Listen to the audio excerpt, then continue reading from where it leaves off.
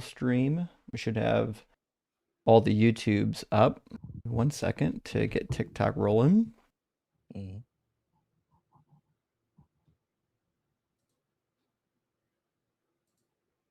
All right, TikTok is going to be up here in just a second. All right, TikTok's rolling, and then I'll have you log in if your phone's available. Log in on the TikTok stream so people know that we're live together.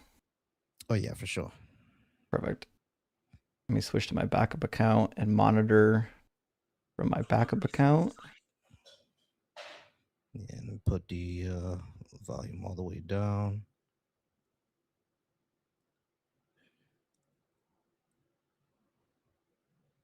All right, and I'm going to do a double check real quick before we get too much further. I want to make sure that the stream key for the deconstruction junction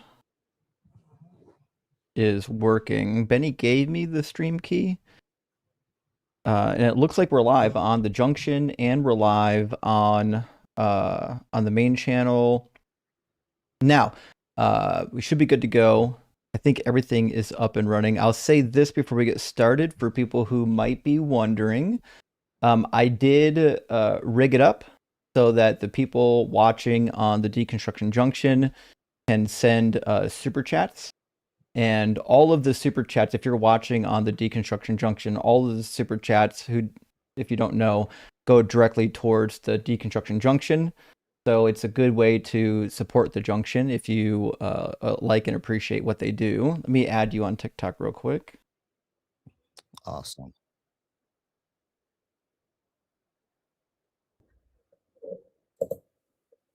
Okay, we got you added up on TikTok. Fantastic. All right, I think we're good to get started. Friends, I am pleased to have with me tonight someone that is, I assume, a very familiar face in the deconstruction community. Volsey, if you are following the channel, you probably already know the full channel name, Volsey Thoughts. And Volsey definitely has some thoughts, and we've been dialoguing. What has it been over 2 years now? We've been working with each other, or even working in tandem. And tandem, yeah, I think so. It's been like close to 2 years. It's been amazing.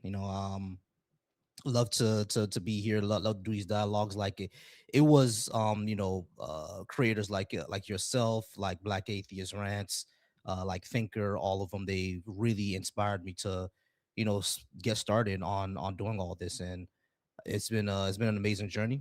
Been really happy to be here and be part of it. So it's just been amazing. So I've really appreciated this, and I've always wanted to come up and be part of your lives as well. I think we did a few before, I think we did but once before, didn't we? yeah. We did it once before. It's gonna be the first times we do the whole side by side thing. So I've been wanting to do these for a while. So it's been amazing, and really appreciate you having me up here. And I do religion, and I also try to deconstruct people from like toxic political beliefs as well. So that's one thing that I do, because me being who I am, plus the degree that I have, like politics does affect us. And we talk religion, but we've seen over the past few years how religion is also affecting the political sphere. So it's definitely something that I said I need to be part of, and very proud to be here and be part of the deconstruction community. Yeah, and you're getting it from both sides. So, friends, I know there's a lot of people that get annoyed with me because I tend to try to stick to religion. Volsey's really good about doing religion and politics, which means he gets everybody mad. It doesn't matter who it is; they're going to be mad. So if you like, I know there's a lot of people who like to do politics and religion. If you like that combo, please go to Volsey Thoughts. I did put in the description of the YouTube videos. I got Volsey's channel already linked up in the title. So if you're wondering, hey, how can we find Volsey's channel? We'll just go to the title of the YouTube video and you'll find it there. So friends, we'll probably do a little bit of chit chat. I got some super chats to read while we're waiting for guests to load up. If you're watching and you want to join in the conversation and you're not on TikTok, the link is on the screen. It's tiny.cc/DZ live. And if you're watching on TikTok, you just request up in the normal fashion. Just hit the guest request button. You'll join in the queue. I do my best about getting people in the order that they come in at. And we're running tonight till 9:30. So if you wait till 9 o'clock to get into the guest queue, we might not be able to get you.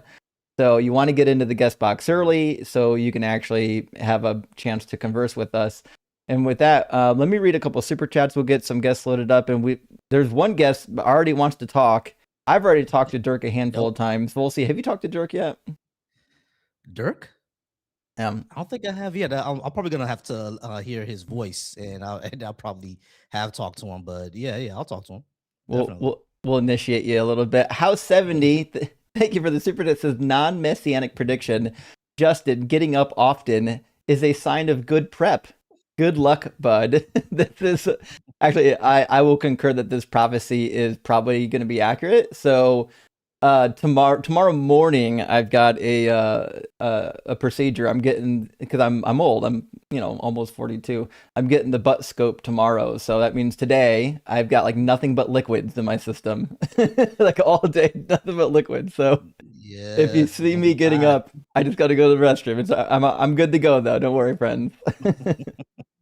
And ampersand, good to see you. Thank you so much for the super chat.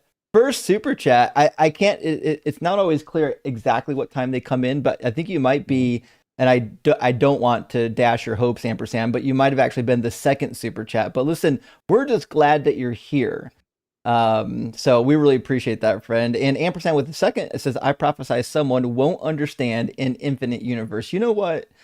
This is to me the most confounding thing with theists because and Folsey, I don't know exactly the steps that you took in your deconstruction, but for me, when I left Christianity, I still believed in a God, and I was like, yeah, I mean, why couldn't there still be a God? And so I started Right. thinking more about like, okay, what would justify the God belief, and what are the possible problems? And the thing that struck me the most was like, well, it just everything I know about science, and I'm not a science guy, I'm no Dr. Blitz, but I'm like everything I know about science seems Mhm. to suggest that the universe just always existed. And I was like, and I didn't see a problem with it. But the more we talk to these Mhm. theists, they're like, no, it can't be eternal. Did you ever go through a phase where like the eternality of the universe ever even became a thought? Yeah, it bothered me for a while. That was one of the things that kept me from leaving because I was like, something had to start the universe, right? You know what I mean? There had to be something there until I started to learn exactly what scientists mean by hot dense state and singularity. It's not something that necessarily came from anywhere. It's basically, code word for we don't know what we're talking about when it comes to that point.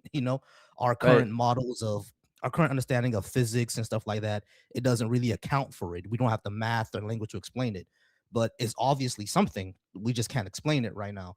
And that when I finally understood that, that was when I was like, okay, so something there had to be something had to be there eternally, or if it came from somewhere, we can't tell yet. But it doesn't necessarily have to be a god. It doesn't necessarily have to be a spirit, because everything else we know about our universe doesn't require spirits. I mean, people used to think that lightning was Thor or Shango or dragons, but now we know better, and now it's not. So if everything in our universe always had a natural explanation, why does existence need one? Right. And I think it was at that point that's when I realized, okay, I got to ask myself some very important questions of why I still believe this. Yeah, for sure. And we do have one important question from Gavin. Where are the tacos at? Gavin, my apologies. There's no tacos in my set right now. Maybe tomorrow after I get my procedure, we'll get some tacos rolling, but we'll have to wait and see. And Miss Meg's with us tonight. Thank you so much, Miss Meg's. His birthday wish coming true. A birthday barbecue. Rock hard for Doug. Well, thank you. And happy birthday to you, Miss Megs. I didn't realize today was your birthday, but huge, huge Let's happy go, birthday man. wish. And also, Birdkeeper Mikey, good to see you, friend. Thank you for the super. It says, down with Christian nationalism, 100%. Doing great 100%. things. Excited for the chats tonight. Love how the uneducated Christian here in Alabama, like, are mega idiots. Rock hard for Doug. There is, like, if you just look at the Venn diagram of, like, know nothing Christians with the mega, it's almost just a complete circle nearly. It's the weirdest. Oh man, it's so weird. The clueless Christians, the MAGA, the flirts. My goodness, I'll be seeing Dr. Blitz lives when he goes on when he goes on with the flirts, and the thing is, it's such a Venn diagram. Like what you're saying with MAGA, flirts, the anti-vax people. all those folks, they're just thanks, babes. They're just all in a circle. And I was watching a Professor Dave video the other day, and he was saying the same thing. The reason why he goes so hard on flat earthers, even though they're just ridiculous, no one believes them, is because it's a gateway into other like toxic beliefs, Right. and that's where it becomes worrying, you know what I mean? And that's what I'll always say all the time. Like if it was just you worshiping in your crib by yourself, there wouldn't be in the issue. But once you start to affect the public sphere, not as a problem. So whenever people always ask us, oh, if you're atheist, you don't believe and you think God is fake, why do you talk about it? Yeah, because we had Trump 2 times. That's why. Yeah. That's exactly the reason. And if you look at like the stated goals of MAGA, like the goal is to force Christianity on people. Like that's like that. Exactly. It's interesting because that didn't seem to be Trump's goal. It just happened to be that those people were the ones that would align with Trump, and so Trump Mhm, accepted them. I don't think Trump cares that much about Christianity because he isn't one. But mhm. the people that are supporting him are the ones that do think Christianity needs to be forced on humanity. And you know how these political leaders is they'll get in bed with anybody that will send them money and support them. So here we are. Yeah, exactly. And in my studies in political science, one thing about humanity is that we always create governance, and we always create hierarchies, and the Abrahamic religions are basically the perfect hierarchies. Right. Yeah, you know what I mean? There's one above all, and that person is the one that ordains who your leaders are going to be. Once you have something like that, yeah, it's very easy to get very, very like authoritarian, especially right wing authoritarian governments into place just because of Right. that. Well, friends, I'm not going to delay too much longer. I got 4 super chats to read. We're going to get Dirk in here, and after Dirk, we'll get Zedric, and then we'll have more people in the queue as we progress. Pooh Bear thought says colonoscopy itself is fine. Yeah, I mean I'll be asleep for it, right? It's the prep is the rough part, and that is the case. You're getting all my thoughts and prayers tonight. Well, thank you, Pooh Bear. I do appreciate it. Send tacos tomorrow. And Cyber Deconstruction, good to see you, friend. Thank you for the super chat. Glad to see Volsey on DZ. Let the slam Hey, fest cyber. begin. We're gonna do our best. Good to see you, Cyber. And Zach Penetroff says the only spirit I believe in is the airline. Oh wait, I know they're filing bankruptcy, aren't they? Yeah, that's a good one. Hey, man, that was really, really shocking to a lot of people on Spirit, like filing for bankruptcy, because it happened basically all at once. Like no one saw it coming, and that's like incredible, right? No one saw that this will like run out, because it's been on for a while. Like I think Spirit has been here since like 1960 something, Been a and then minute. all of a sudden like it's been here for a good minute, yeah, and then all of a sudden just Mhm. stops. Like 15,000 people just out of work. But hey, y'all, we winning, right? We're making America great again. So I'm making so it great, tired of y'all. winning. That's super chat for now from our friend Birdkeeper Mikey says that is so true. They get into their echo chamber and it starts with refusing to accept evidence for your views and spread that misinformation. Gross. It is. And that's the hard part too is and it can happen anywhere, but I think the hardest part is once you get into the echo chamber, your bad ideas get parroted and other people's bad ideas, so it makes you feel like you're right when you're just not at all, like nowhere close. But Volsi, let me we'll bring in Dirk here, and we'll get some conversation with our friend Dirk. Welcome back, Dirk. Oh, thank you so much for having me. Thank Oh, you. Hi, Dirk, Volsey. your audio is a little bit crackly, but Oh no. we'll see what happens. How's it going, Dirk? Good. How are you doing today? I'm all right. So yeah, we think God is fiction. Let me just clarify. Are you part of the Abrahamics? Christian No, Indian? No? no, no. I'm New Age, and so I take like a real consciousness is abstract approach, Mhm. and that it can inhabit, like we inhabit a state of consciousness. So this would be like me and you and all of us, but it's not limited to what we consider to be classic living beings, right? So this would extend to like higher beings that in the cosmos. One of those I pointed out, Hey, and I'm hey, going to Dirk. right in. Hey, Yeah. Dirk, my friend. Is there any chance you could like refresh your browser and try again? Your audio is crackling so hard, it's difficult to listen to. Oh, you know what? I don't have another way to do it, but thanks so much for having me on. I'll call you back when I get my audio fixed. Thanks, Justin. I'm All right, sorry, Volsey, we couldn't have this conversation. Not a problem. Come by anytime. all right, Dirk. Take care of yourself, okay? Bye. So Dirk is a new ager, you said, right? Dirk is, and I won't spoil the story as to what he believes, but if he's able to come back later, we'll do what we can. We'll get Zedric, and then we're in the TikTok queue after that. Looks like Massalee. So hang on tight, Massalee. We're not gonna make you wait forever. You're second in line here after Zedric. We'll get Zedric in here and see if we get better audio connection. How you doing, Zedric? I'm doing great. Thanks for taking me on. Sure thing.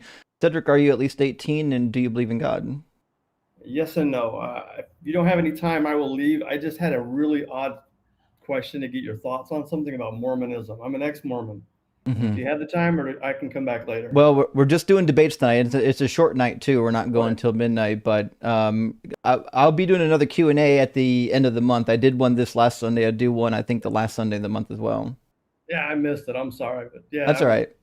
Maybe one of these times I'll catch you when you got a question going on. All right, you guys have a good night. Sure thing. Cheers, man. Yeah, you too, bro.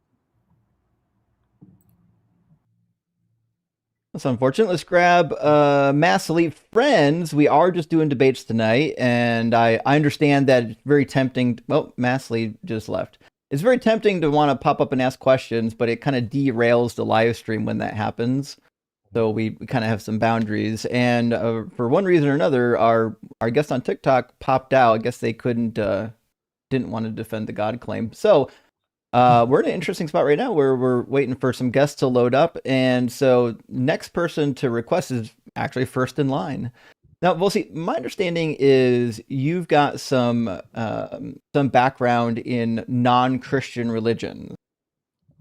Yeah. I do. Like, my grandmother was a voodoo practitioner. My significant other, she's also has background in like Jamaican opium. You know what I mean? So these are like African traditional religions.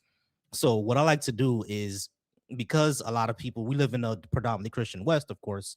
A lot of folks have never heard of these religions, never heard of these traditions, right? So I've always said that, hey, all of your arguments for a God, let's say, just for the sake of argument, I were to accept them all, I can say that Olodumare, the god of your Orisha religion, is the real one. You know what I mean? Even if I accept every single one of your premises, I could make an argument for that one. Like, you have to make an argument or provide evidence specifically for the Christian one. And of course, they'll say stuff like, "Well, those guards are just wrong." I'm like, what makes them wrong? So it's I have to find it, but I was actually able to create an entire syllogism for Olodumare. You know what I mean? And I based it on the fact that humanity came from Africa, which means that Africa had to have the first forms of spirituality. And if they had the first forms of spirituality, then that would mean that spirituality, since it was first, has to be the one closest to where the spiritual world is. And if it is closer to what the spiritual world is, then the spiritual world looks like African spirituality, which means that those gods are correct. You know what I mean? So you can create a whole syllogism out of just something completely ridiculous like that. So it's just one of those things where I always, I kind of use that background to show them different perspectives, especially when they get into the whole, oh, it's demonic thing. After that, that's when I put my political hat on and say, hey, you were told that because of European colonialism. They're the ones who said that all these religions are evil, and they say that simply because it didn't follow their tradition. That's the only reason. Right. They took on the whole white man's burden thing and said everything else is primitive or evil. It's actually really interesting because, and you've seen it, most of the arguments that people are going to give for God, and usually they have a specific God in mind, would work for almost any God concept. So to me, it's far more interesting for someone to give an argument for their specific religion than for like a generic God. Like, why do I care if there's a generic deistic god out there that, like, I don't know, sneezed the universe into existence and then like left. It means nothing to me, right? Yeah, exactly. Like I've always wondered. I was like, okay, yeah, you give me an argument for your like, you're like, the generic god that just kind of, I guess he was bored one day and he got a lighter and farted the universe out. You know what I'm saying? Sure. But like how exactly what's the point of that? You know what I mean? Like wouldn't that be equal to no God at all? There's no one interacting with the universe or anything like that. The way that we Yeah. understand the word God is something that's an agent that interacts with the universe. If you're gonna say that it's just, create the universe and then screw it off somewhere, it's no better than aliens, might as well worship Galactus, I guess, and yeah, so you might as well worship that. And it's another thing. If they don't argue for that, they would say that everything is God. They kind of lean on Spinoza, where the feeling of love and gratefulness, the universe itself is God. I'm like, that's basically equal to no God at all, isn't it? It's kind Yeah, of it's kind of weird. like if the god you're describing is has the identical qualities as no god existing, this Mhm. seems like the god doesn't exist, which is kind of where we're at. But friends, I got a couple super chats. We'll grab those. If you've got questions for myself or Volsi, you're welcome to super chat them in while we're waiting for guests to load up. I can tell you that Volsi has a really interesting set of tools that I don't have. So it would be a great time to ask questions for Volsi. House 70, you are correct, by the way. It says, way to throw Volsi to the Dirk. And unfortunately, Dirk couldn't stick around to give him the full dose of Dirk. But, it is kind of Dirk's growing on me, despite the fact that he's got a really weird belief system. Unsells, thank you for the super chat, friends. Says, I wonder why do some people waste their time using and abusing philosophy to prove God or the origin of the universe? It's a science question, not philosophy. It's the laziest way to engage with such topics, in my opinion. And I don't disagree. I mean, I suspect that, Volsi probably has an opinion. Well, I just kind of suspect the reason why they turn to philosophy is because they don't have anything else, right?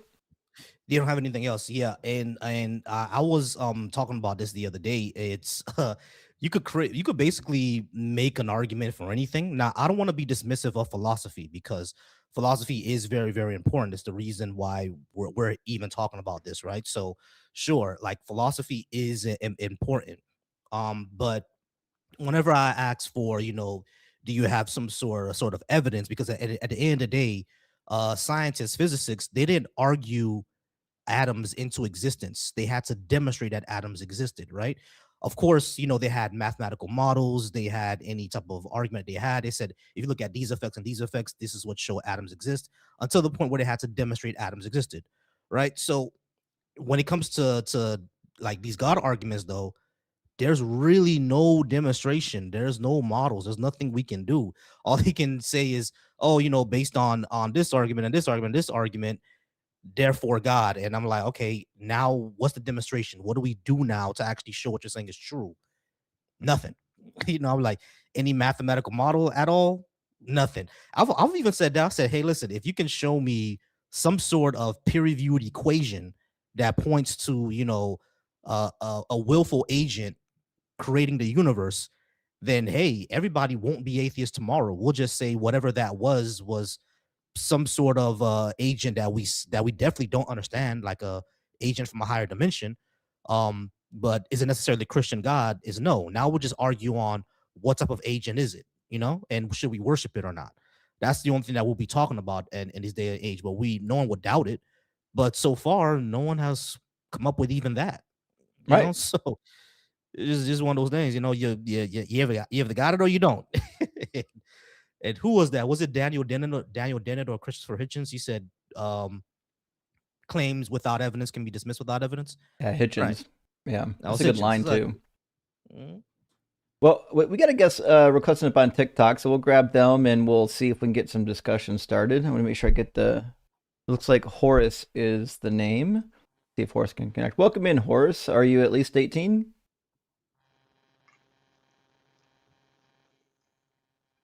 Horace? Does your equipment work, my friend?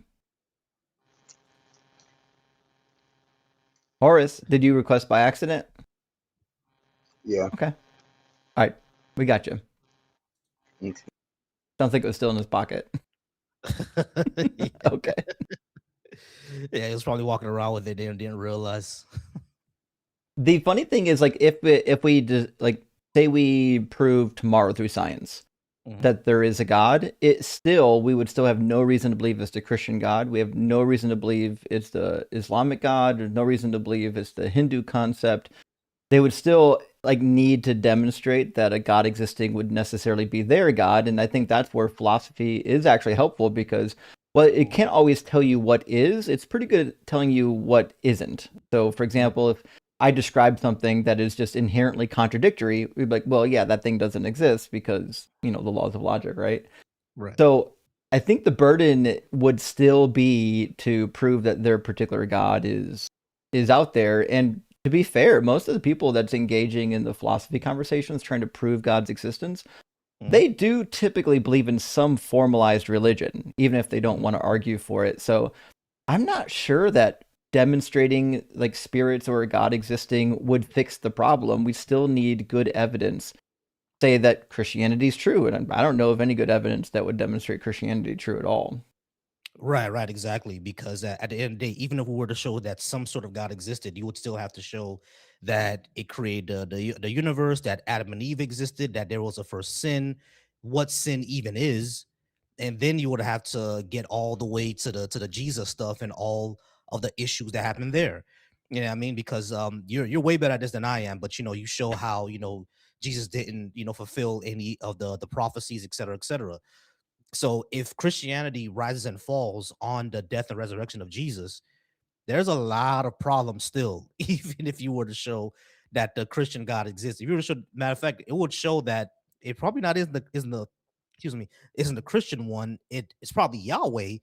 Even if we were to show tomorrow that it's Yahweh, we're like, okay, y'all, maybe the Jews are right and not the Christians. And so True. yeah, everybody will have to go to synagogue tomorrow. I'm guessing. You know what I mean? We could demonstrate, if we could demonstrate like immediately that Yahweh existed, it still wouldn't mean that Christianity is true. Jesus would still be a liar and a fraud. And I realize there's some Christians out here crying that I just said that. But it's the truth, friends. Christianity is inherently contradictory. The Trinity is illogical nonsense. The God of the Hebrew Bible makes very definitive statements that is contradicted in the New Testament, which means even if that God existed, Jesus couldn't be part of that God, and Jesus didn't get sent from that God unless he got sent to be the false prophet predicted in Deuteronomy 13. So Christianity is just got a lot of problems. Yeah, you still got a bunch of problems. Even if we were to show that Yahweh was true. You mind if I were you gonna read a super chat? You mind if I just No, go ahead. it says something to my audience. All right. So for anybody who's watching me over on the Volsky Thoughts channel, welcome. This is a Tuesday stream. Sorry. I usually go Thursday through Sunday, but we're doing a special day today on Tuesday. Shout out to Justin Deconstruction Zone. And y'all, if you would like to join in on a discussion, the call link is right there, tiny.cc/DZ live. I did just put it in the chat. So for the guy, Virtual Billy, who's talking right now in the comments, I'm not watching the comments. All right, so just join in here. I always tell the people who are on my live on YouTube, I said, hey, y'all, I can't see these comments. I'm focused on something else. So if you want to go ahead and call in and talk to me, there it is. There's the link. Just copy it into your browser, come on up, and then we'll have a discussion. Yeah, that's a good point. So in the description of the video, the link on the screen, you can just click on it if you're watching on YouTube. You don't have to even type it or copy and paste it typically. But so it's not difficult. You don't have to sign up for anything to get in. You just literally, all you got to do is click on the link. But I think we've got one guest up here on TikTok, maybe. Awesome. So we'll find out. Hello. Welcome in, Matthew. Is this Matthew Red? Yeah, this is me. Did you change your screen name? Yeah, I changed my name. Okay. Well, nevertheless, welcome back. I already know that you're over 18, and I already know that you're a Christian, so I don't have to do all that. But I do need to ask you to turn down your speakerphone a little bit because it's feeding back into your microphone. Oh, it is? Okay. Yeah. I didn't even see it moving like that. I thought it wasn't Should doing it this time. I'll just go on mute every time I don't talk. Sure. So, you kind of already know the shtick. I think you've been here like 3 times. So, what argument did you want to run tonight? Well, I just want to talk about your prompt. It says God is fiction. What do you mean by that? It just means that the God that you believe in is it's a character that has been like written about in a book, but it's a fictional character, a character that no one can demonstrate to exist in real life. So are you saying like the book is fictional? No, I'm saying that the God portrayed in the book is fictional, the same way the God depicted, Okay, so say, that would like just mean in that the the book Iliad is and the fictional. Odyssey is fictional. Well, yeah, And I would because also yeah, if say that God that, is yeah, real, Matthew, I would the Bible also is say fiction. that much of the Bible is what I describe as historical fiction, meaning that it names real places. It may even name real people and sometimes even real events, but the legends around them are fake. Like, for example, it mentions Egypt, right?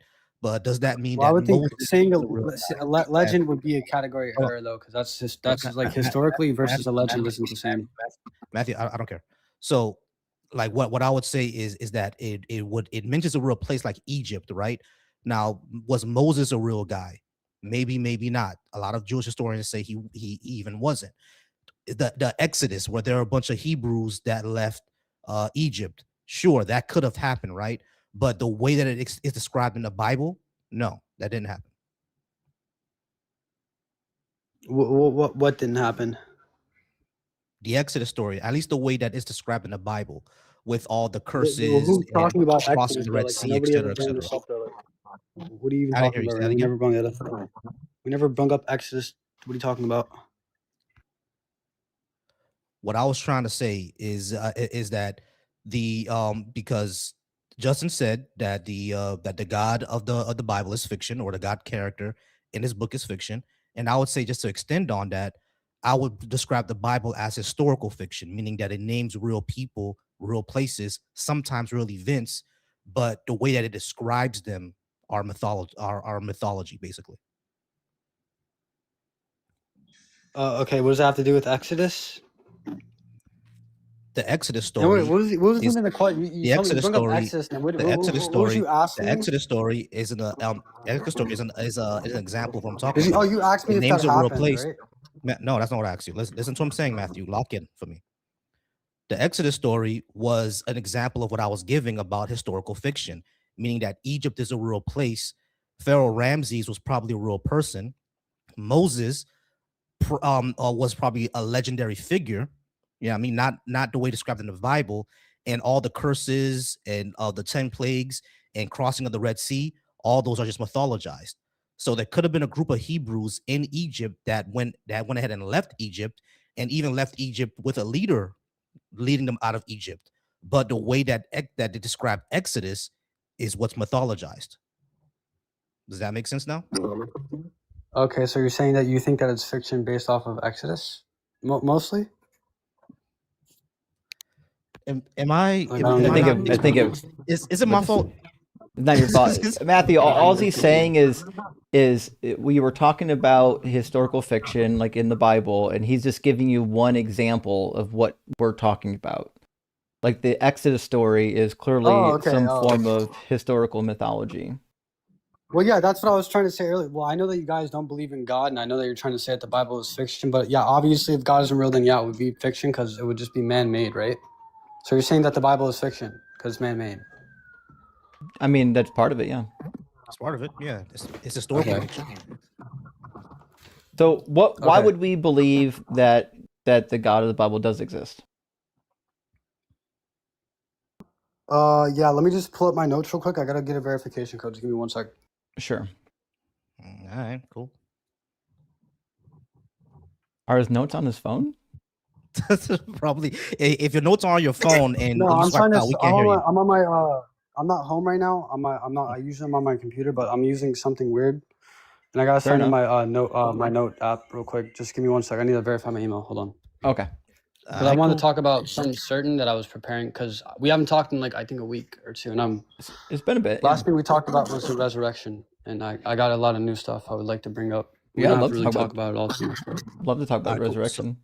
So just to let you know, when you swipe out of the TikTok app, we can't hear you. So if you say something, we won't hear it. All right, just let you know.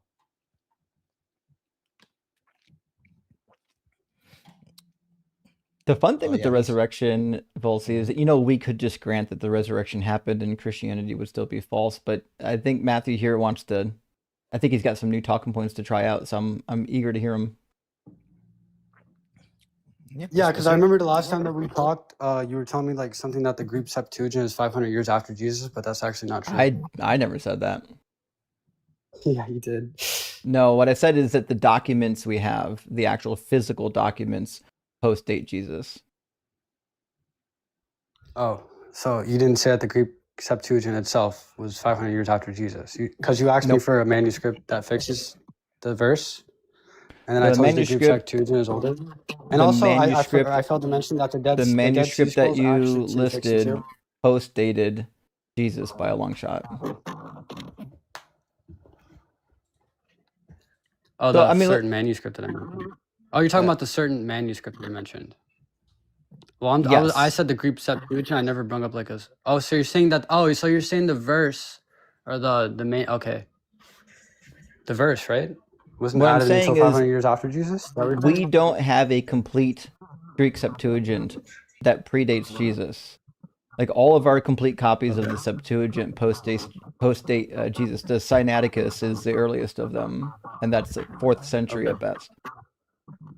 All right. Well, yeah. Okay. So Well, we'll talk about. I guess. Yeah, go ahead. What did you want to talk about the resurrection? What do you want to bring up?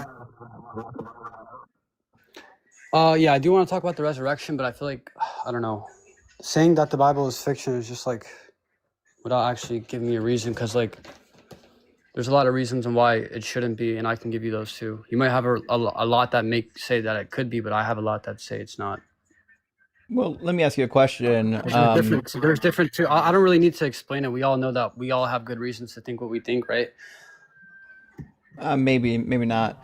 Maybe. Also, Yeah, if you could do me a depends. favor though, your speaker is still a little bit loud, and every time we talk, it feeds back into your microphone, and it gets a weird feedback loop. If you could bring it down just a notch, that'd be helpful. Yeah, my bad. I'll just mute I'll forget. I keep forgetting to mute myself. It's okay. Okay, so if I asked you, hey, is the Iliad and the Odyssey fictional story, what would you say those two stories?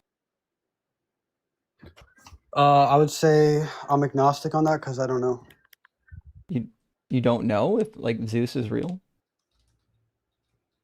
Well, no, he's not real. Obviously, that's a legend. Like I have no reason to believe that.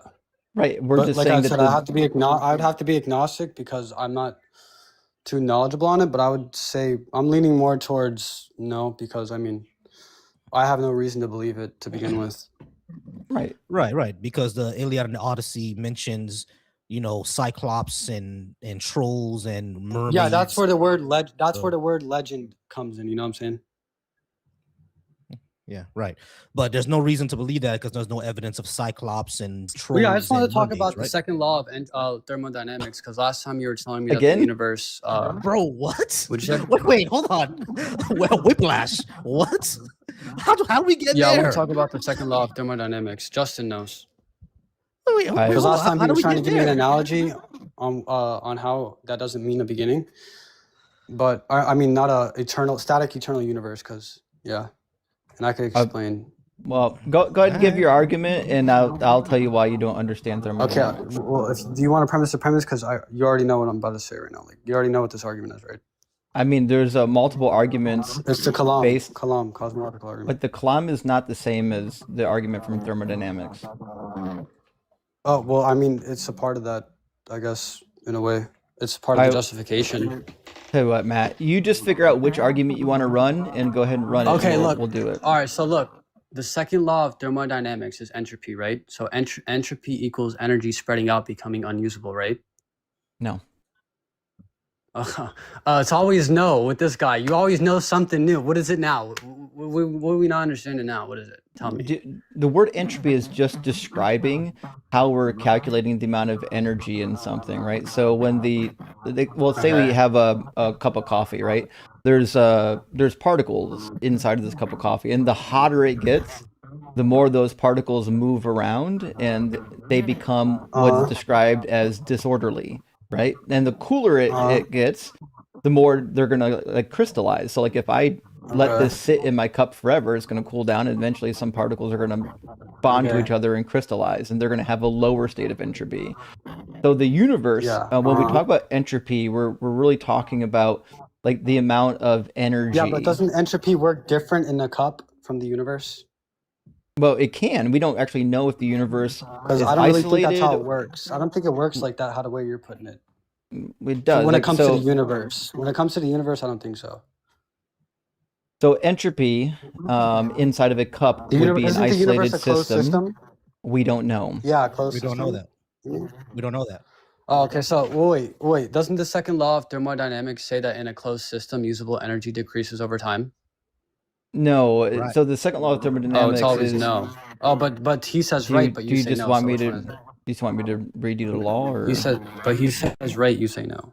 So the second law of thermodynamics says that the total amount of entropy, meaning energy inside of an isolated system, will only ever, from particle to particle, increase until it reaches equilibrium. That's what that means. Once it reaches equilibrium, then there's no energy transfer. The universe is running down toward equilibrium. Usable energy is being lost. That's what.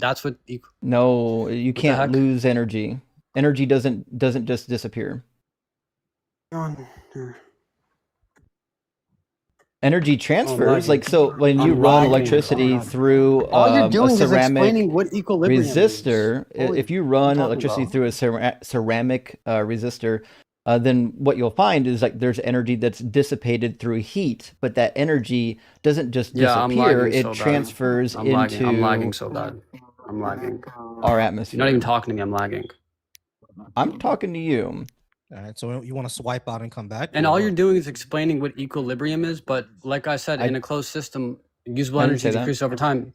The universe is running down toward equilibrium. Usable energy is being lost. Actually, in a closed system, you would never run out of energy. It would always just be the same amount of energy you started with. No, nobody said you're running out of energy. Usable energy is being lost. We're not losing energy. We're losing usable energy. Well, this would also be so false. like that. I don't really think. I honestly think that this is just because like a bunch of you jibber japping the random words and not actually like paying attention. You're the one jibber japping. Between the two of us, I'm the only one that's ever like done any work on thermodynamics when we were in school. Okay, but wait. Okay, so in a closed system, usable energy decreases over time. The second law doesn't say that. No, that's not really what it's saying, and I don't even think you know what usable energy means. When it talks about usable energy, when I talk about usable energy, it's just talking about the energy that is capable of producing anything. Like, for example, if you've got a particle here and a particle here, and they have got different temperatures, you're going to have energy transfer from one to another. But when they're in equilibrium, there's no more energy transfer unless there's something causing an imbalance to no longer be at equilibrium. And that's easy to achieve if you have gravity, and we do. Yeah, so you just now said that usable, the energy basically gets weaker and they use each other to stay alive. What the hell? What the hell are you talking about? I didn't say any of that. Are you okay? Yes, you did. Are you not? Are you like? Are you intoxicated today? No. What are you talking about right now? It's pretty simple. And also, I just want to clarify that the other guy agrees with me and not you. No, he does not. I didn't agree with you. That's what the second law says. He literally agreed with me. He said right and you said no. Now he's backtracking. We got this on video, buddy. Sorry, you're still wrong. I'm not wrong. Yeah, you are. Okay, so yeah. Matthew, next question. Matthew, do you remember when you told me that gravity? Matthew, I have a question for you, Matthew. I have a question for you. Just a quick question.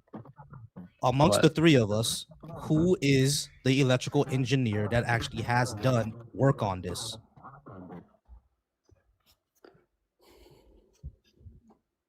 Are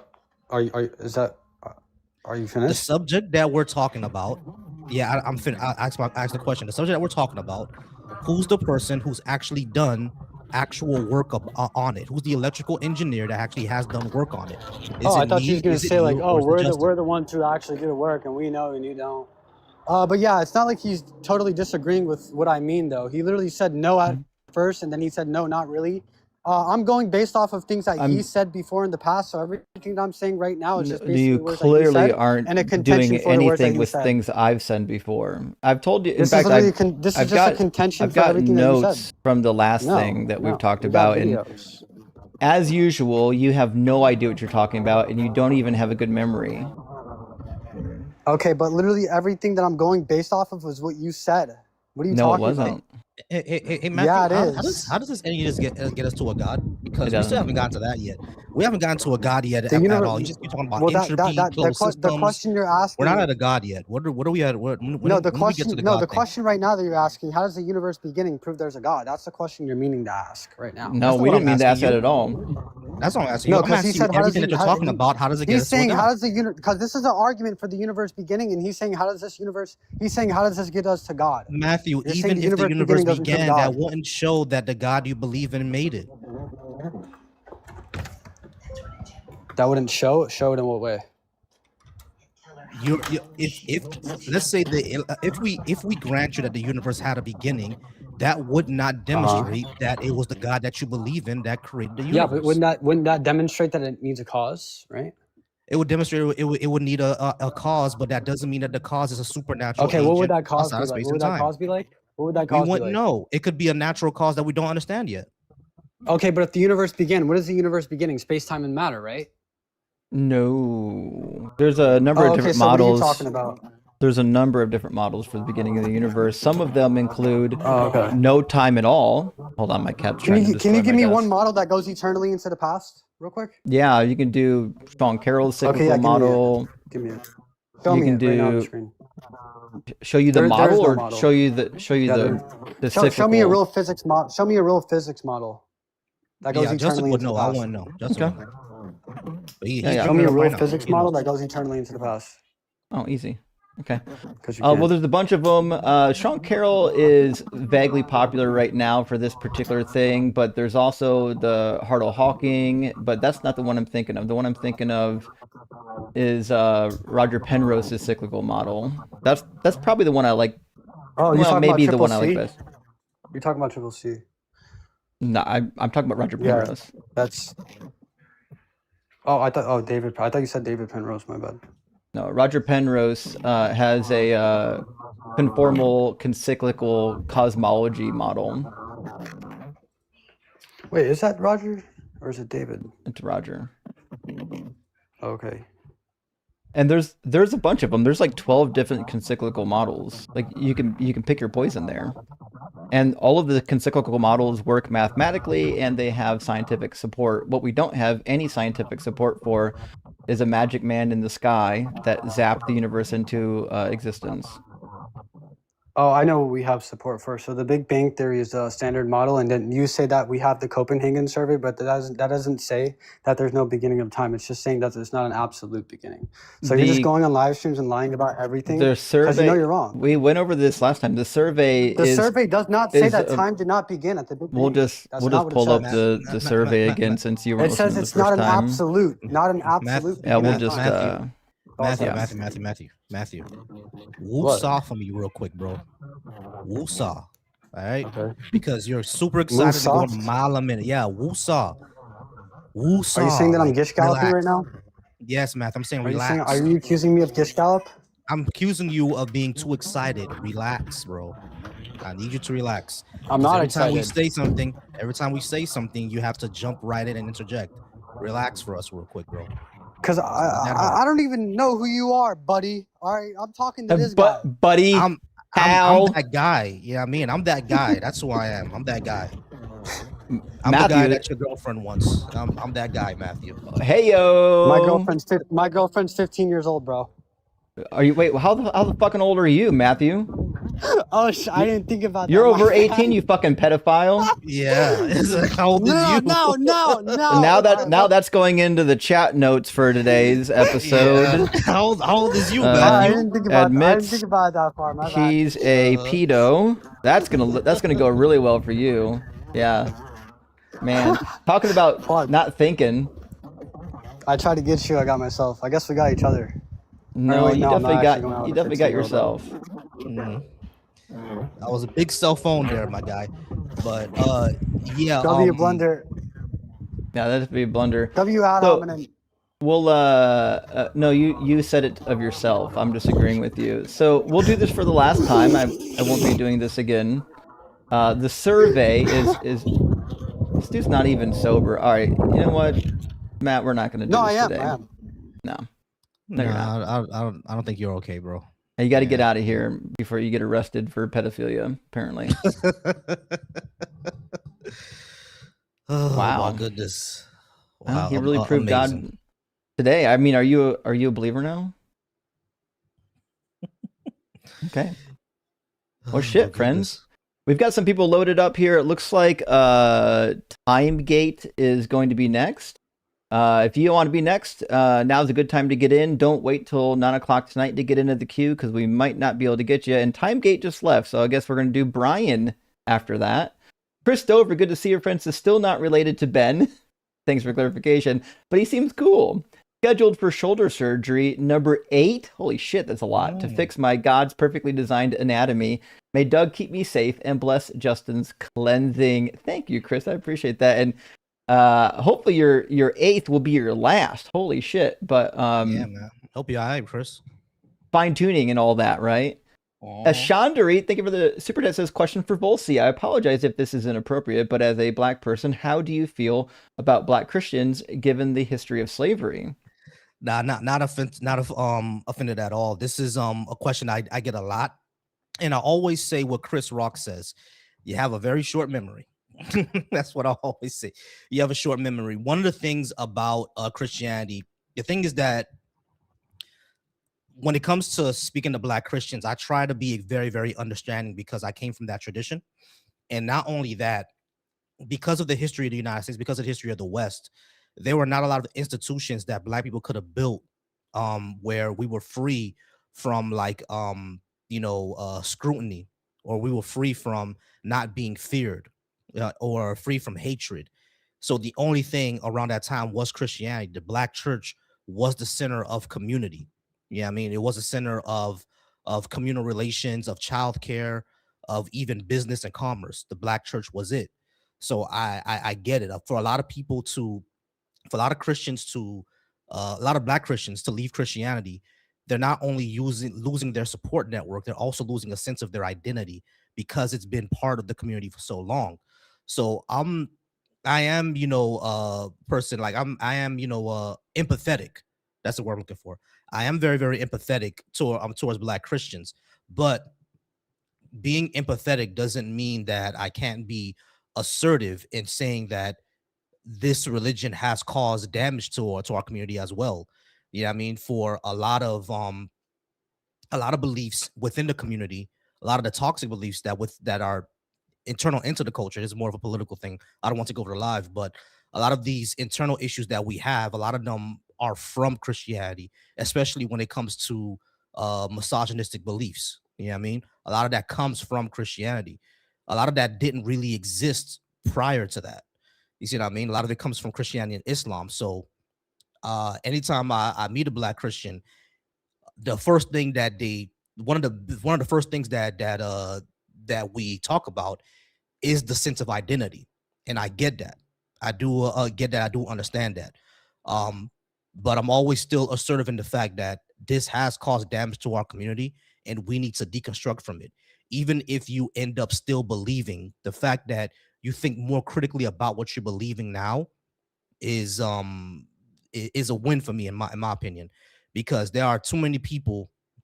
I'm not gonna say on the live, but there are too many people that I see out there, especially black Christians, who don't recognize.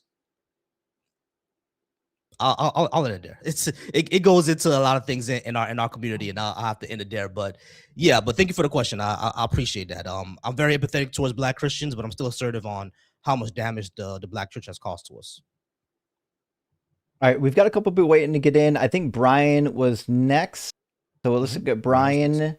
And then after that, looks like Jimmy and then Brandon. Welcome in, Brian. Are you at least 18? Yes. Awesome. And do you believe in God? We've had this before. I believe in Yahuwah. The same Brian as before, huh? Yep. Yeah, I'm back. yeah. Let's see.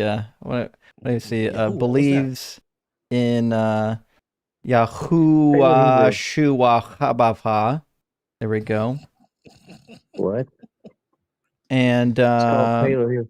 Let me ask you a question. This because I wait, it's did ask definitely you this not a long called time ago. You Paleo never answered Hebrew. me. You absolutely don't know any Paleo Actually, it Hebrew. is. No, it's not. Actually, it's. No, it's not. It is. There's no Shurik I in hate, Paleo Hebrew, idiot.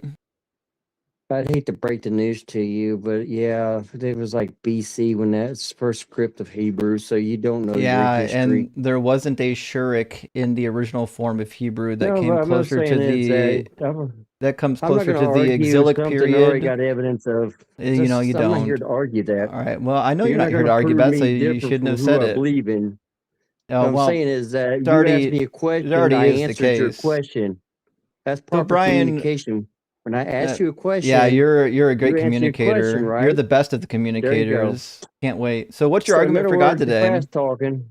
So Yahoo is his real name, not whatever you Certainly putting not the at your case, butthole. but go ahead and give me your bad argument. So my bad argument is that it's not even has to do with something I created.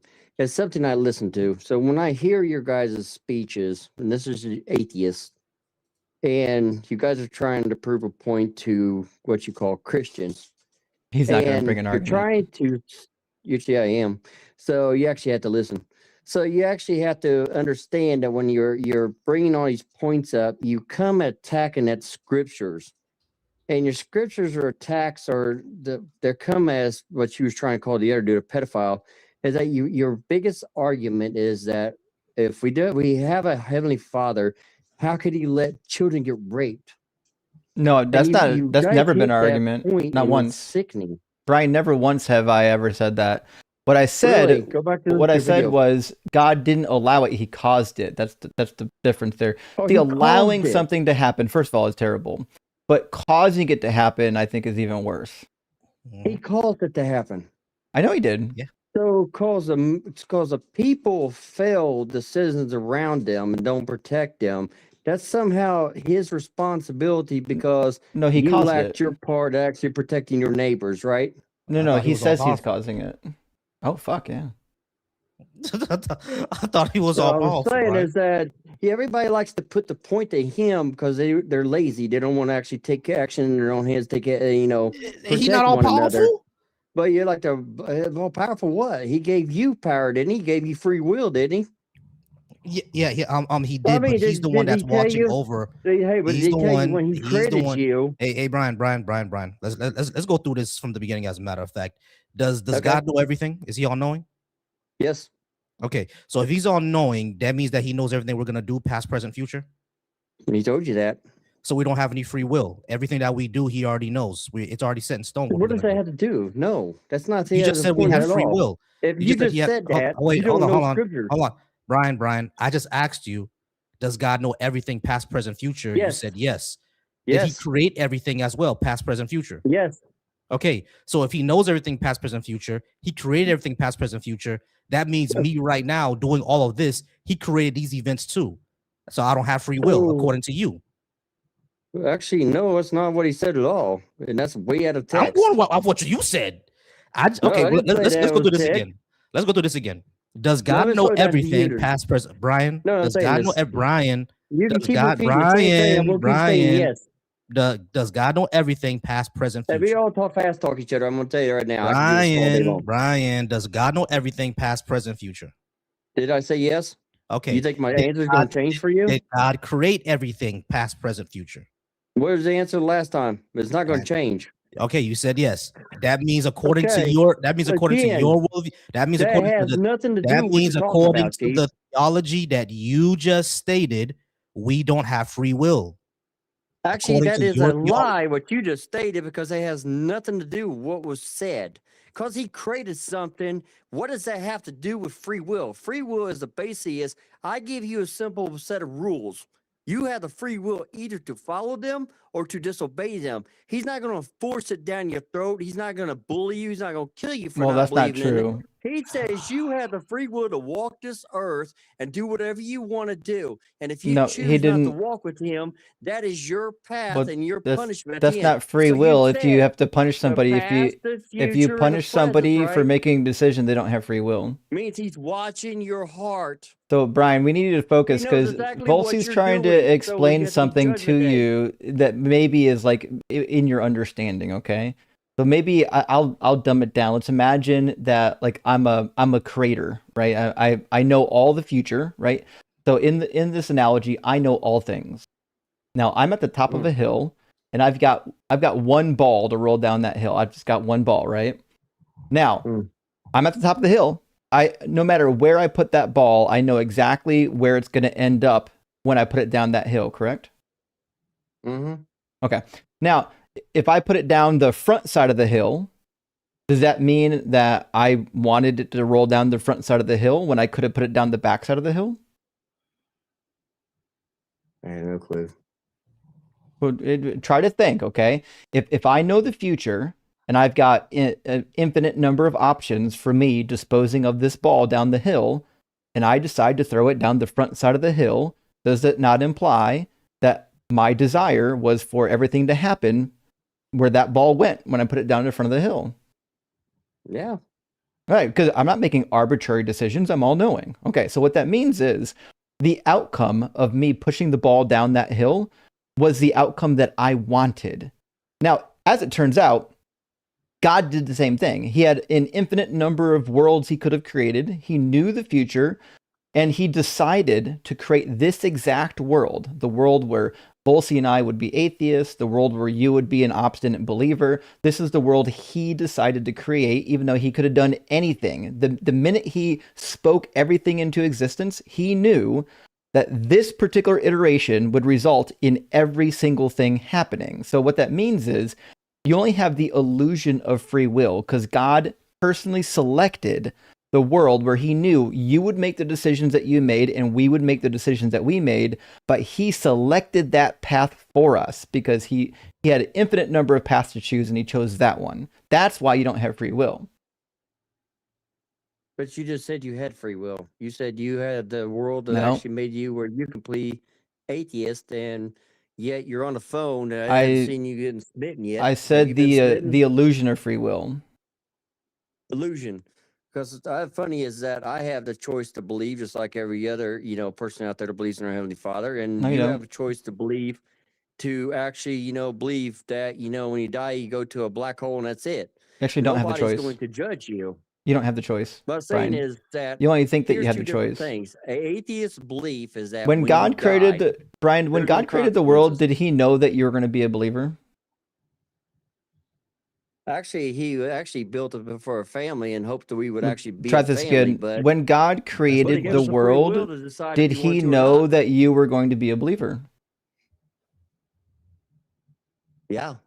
Okay. Can you choose to make God wrong about what he knows? You can choose to change your path, yes. I didn't ask that. I said, can you choose to make God You wrong can about what he change his knows? mind, no. I didn't ask about You that just choose your either. path. Didn't ask He about gives that you a either. path hoping Try that you're to going to focus follow here. him. Try to And if you focus, choose Brian. to Pay or choose attention. not My to, question's really that is easy. your choice. It's free just a yes will. or no question. Can you make I God just answered wrong you. about what he knows? That is my pure it's answer just a right yes or there. no. Well, the answer needs to be yes or no.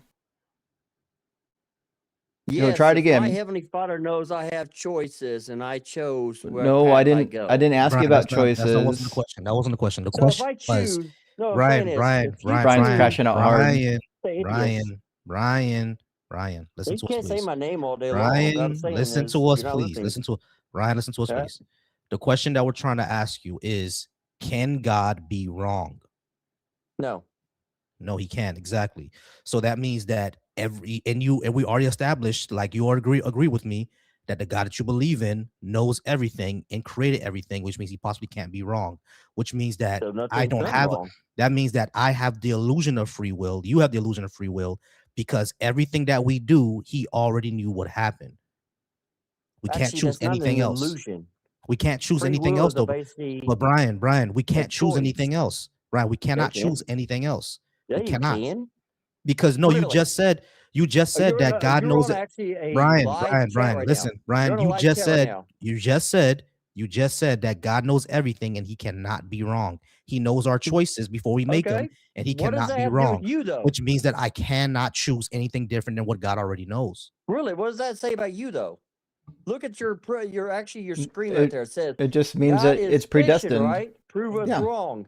So that is Which It free means nothing will. If about I me. It say means something yes about or your no God. to Your that. God created a series of events that will send me to eternal Is that damnation. say free will if I say yes or no to that statement right there? Yes Brian, or do you no to have an what issue with statement? listening? Yeah, You don't he's know very what free will is, confused. do you? I certainly do. So free will stands for is if I have a choice to follow my Heavenly Father or I choose to follow atheism. Or I choose to Well, follow Satan. I mean, you have well, so that's not many what free choices to will walk on. is. You want me to Now, give what you is the actual not free definition in of this free will? country? Do you want me to give you the actual definition of free will? Yeah, there you go. I'm Who's it from, yeah, though? from the dictionary. Dictionary.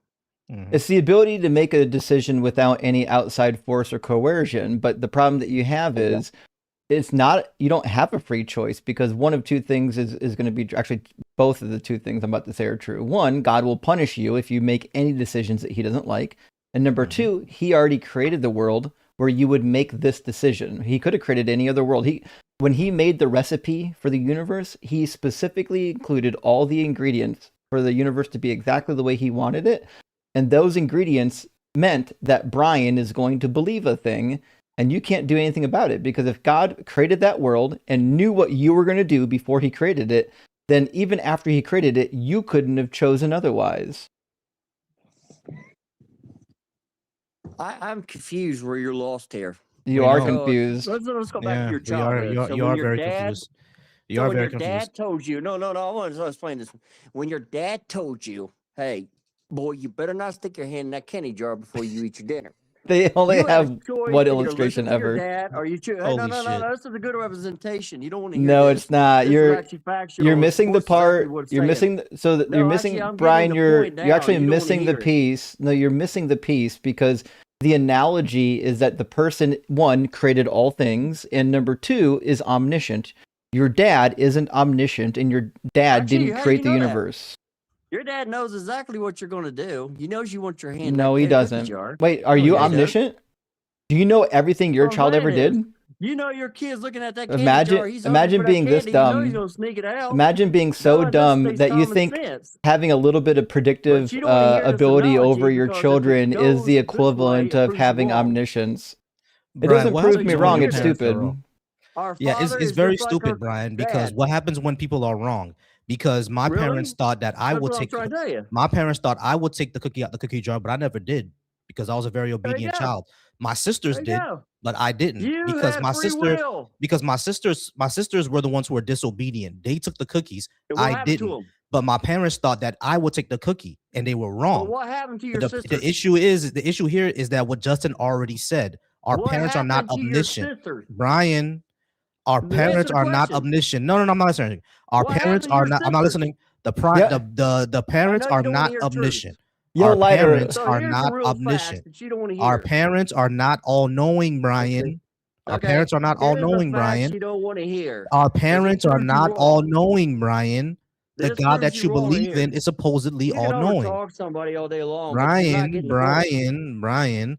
Yeah, you can say my name many Our times. parents are not Oh, omniscient. really? Our parents Really? are What not does that do with omniscient. anything? The God that you believe in supposedly Okay, what is does that do with omniscient, anything? which means that he can't be wrong, So you which just means all the said your choices that we dad, make your are dad already known knew to him. you guys were going to stick your hand in the jar. He was wrong about you because you made a different choice. Your sisters didn't.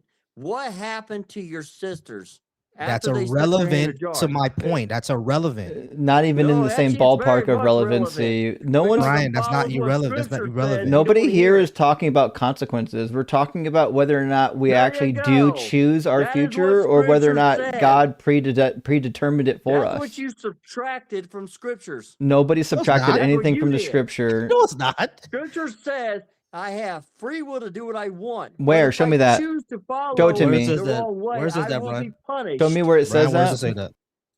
Verse, please. Where you got? Do I have to go to? Hold on. I'm telling you about this and you're arguing it. Because Yeah. the Bible in Romans 9 says that it depends not on human will or exertion, but on God who shows mercy. So is your salvation So you're based on telling me human that will, or you're is it based taking on free God's will and mercy? told you there's no consequences. Is God's will based? Is God's salvation based on His will and His mercy, or on our will?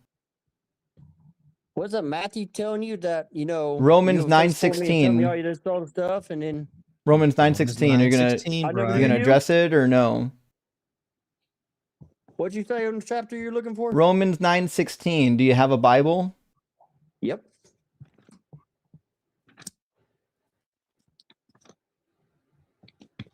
Well, while he's looking for that, Volsey, I'm going to use the restroom. Sure thing. I'm gonna bring it up right now.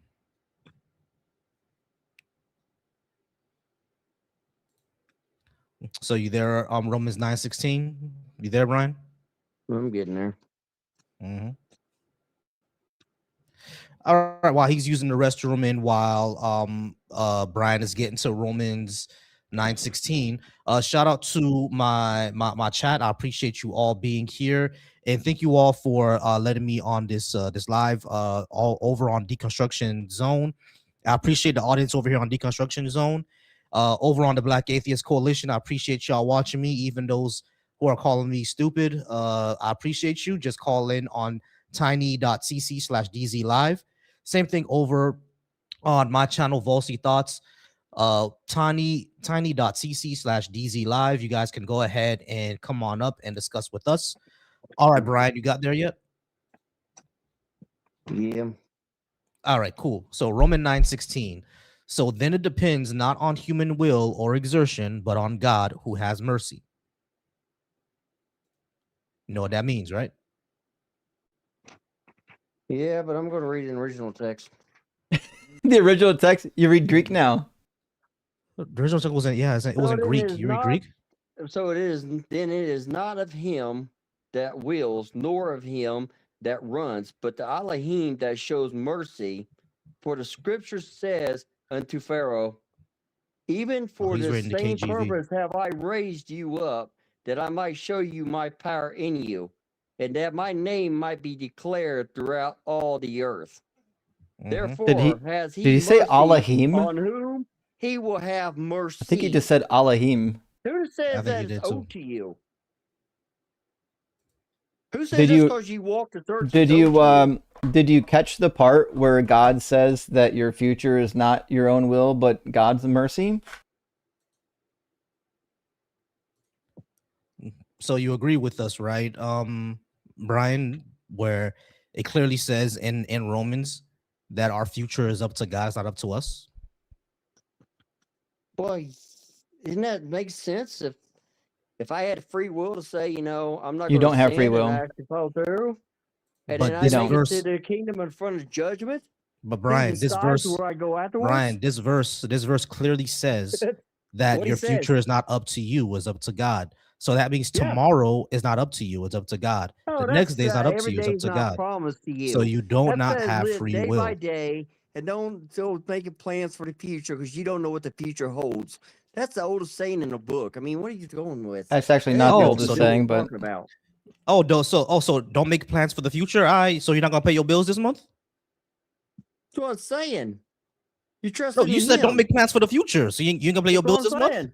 Can't you pay bills on a daily basis? What do you got to plan for a future for on that one for? You pay your bills on a daily basis. It's just telling you that you don't go out and thinking that, oh, I'm going to be here on the 31st to pay that bill. Even though you save the money up for it, it just makes sure. Only thing our Heavenly Father says, make Yeah, sure so you you have say- enough so money you saved saving- up for your children just in case anything happens to you. Why do we have children if we Make shouldn't sure plan for the you future? have profit for your children. Why survive should if we you have die. children if we're not gonna be planning for the future? What does that have to do with their future? You said don't plan for the future. So why we Do have you not children? know what Genesis said? What about it? I made you to make a big giant family, not for you to sit there and make a couple of people and go, oh, here we So go. we should plan for the future? Which No, one you is just it? Make children and live day by So day. we think this should guest plan is for the future. concussed. Which one is Well, it? what are you planning This is for? very though? confusing. this is very I'm- I'm- confusing. No, you're confusing me. It's Very like, confused. what does it go from our Heavenly Father giving you free will to you wanting kids in the future? Because as we already explained this, if God knows everything and he cannot be wrong, Okay, he as you knows already everything. agreed, you're asking me the question, now you're talking. If God knows everything and he cannot be wrong, which you already agreed with, then that means any choice that we make, he already planned it out, which means we don't have free will. So you do have free will, though. That's what How No, do we you have don't. free will if any choice that we make, he already Okay, knew here it is. beforehand and Here's he a good one cannot for be you. wrong? 10 Commandments, right? What does it say? He'll Thou shalt never not answer the steal, right? question. He's terrified. Actually, no, it's not terrified of anything, but I'm telling you. He's The 10 terrified, which is why Commandments he is a won't good actually one. answer the So, question. no, I'm answering your question here. You You're say the actually 10 Commandments, right? you're actually It's a not rule gonna book, right? answer the question. You can't answer the question, can you? You didn't ask a Again, question. Volsey anything answer that asked the goes question, beyond and you didn't you answer. backtrack. No, What's Brian, your I question, asked Volsey? you. Hey, no.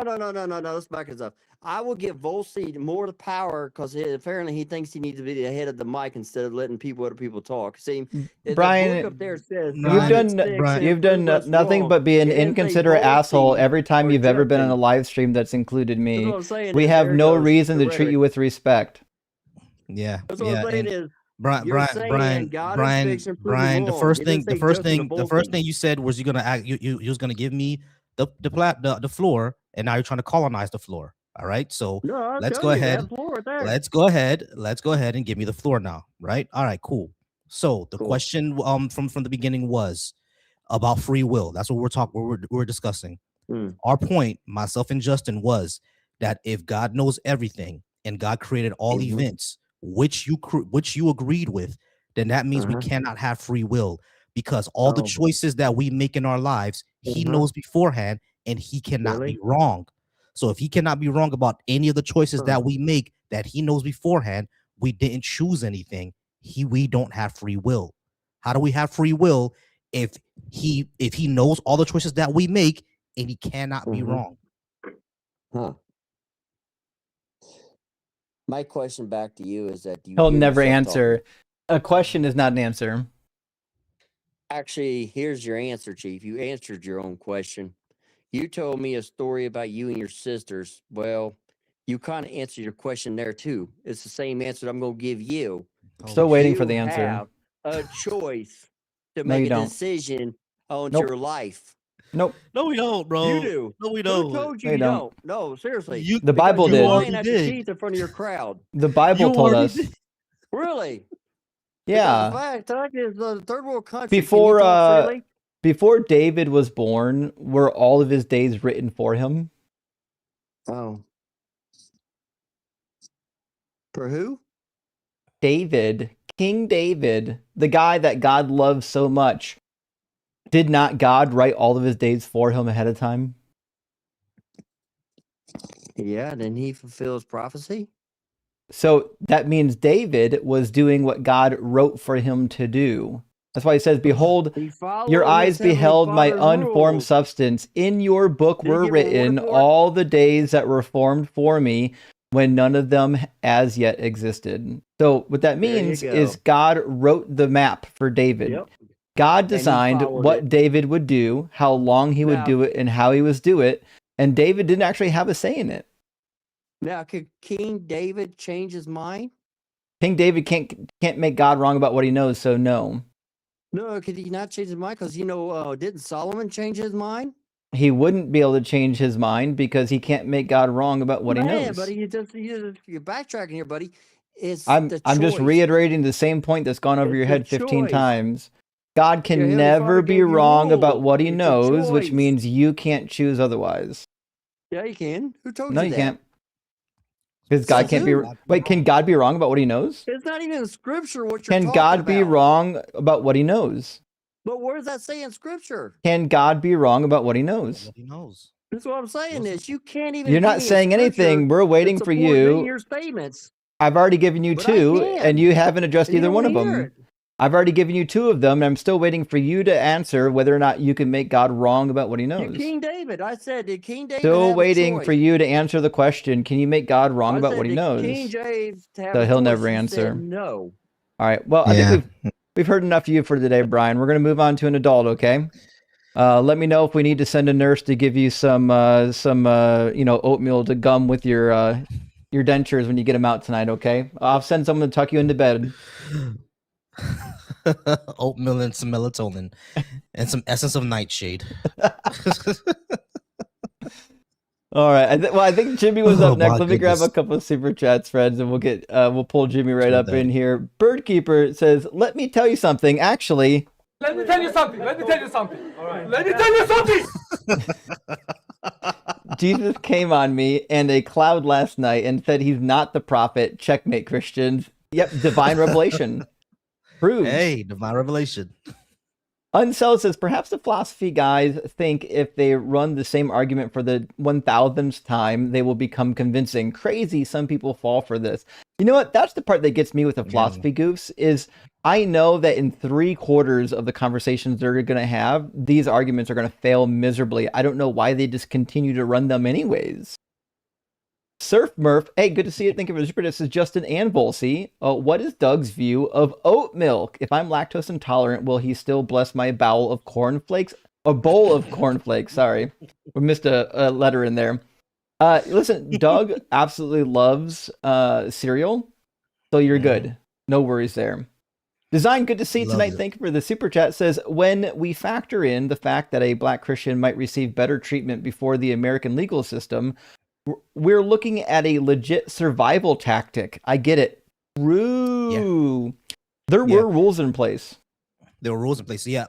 And what's crazy about this is that even though like they were afraid of Martin Luther King and that message, right? But the question that Martin Luther King brought up to the segregationists in the South was something that scared a lot of people.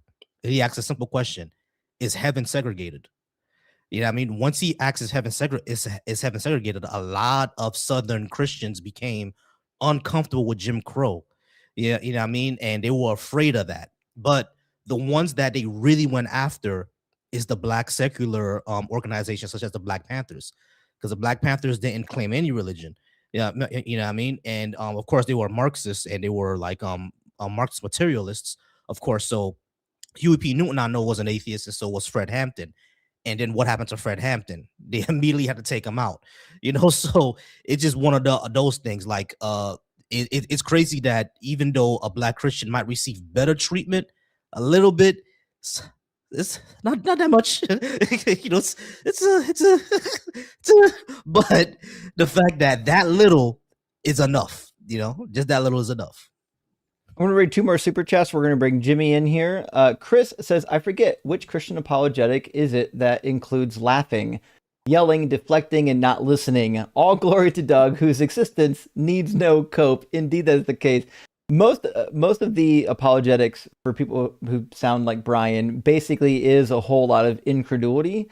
I think that's the best apologetic they're going to bring. And the design with the follow-up super chat says, isn't free will debunked by every genie story ever?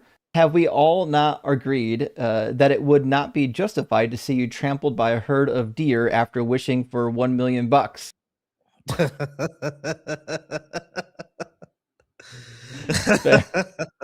Spiritual deer. The spiritual deer. Oh shit, that was a good one, man. Design. Yeah, I love that. Shout out to Design. All right, we'll bring Jimmy in here. Welcome in, Jimmy. Are you at least 18? I am. Can you hear me okay? Yeah, I can We hear can. you. Jimmy, do you believe in God? I believe in one God, yes. Sure. And which God is it? I believe in Jesus Christ. Gotcha. But I'm wondering, what God do you guys think is fiction? Well, I would say all of them. Yeah, essentially all of And them. how do you know that? So when we describe something that's fictional, we're suggesting that it exists maybe in the imagination or in literature, but then not in real life. The same way you would say that the tooth fairy is fictional. Yeah, but I'm asking, how do you know that? How do you Yeah. know all gods are fiction? Well, it's Yeah, it's pretty never easy. been demonstrated. I'm sorry, go ahead, Justin.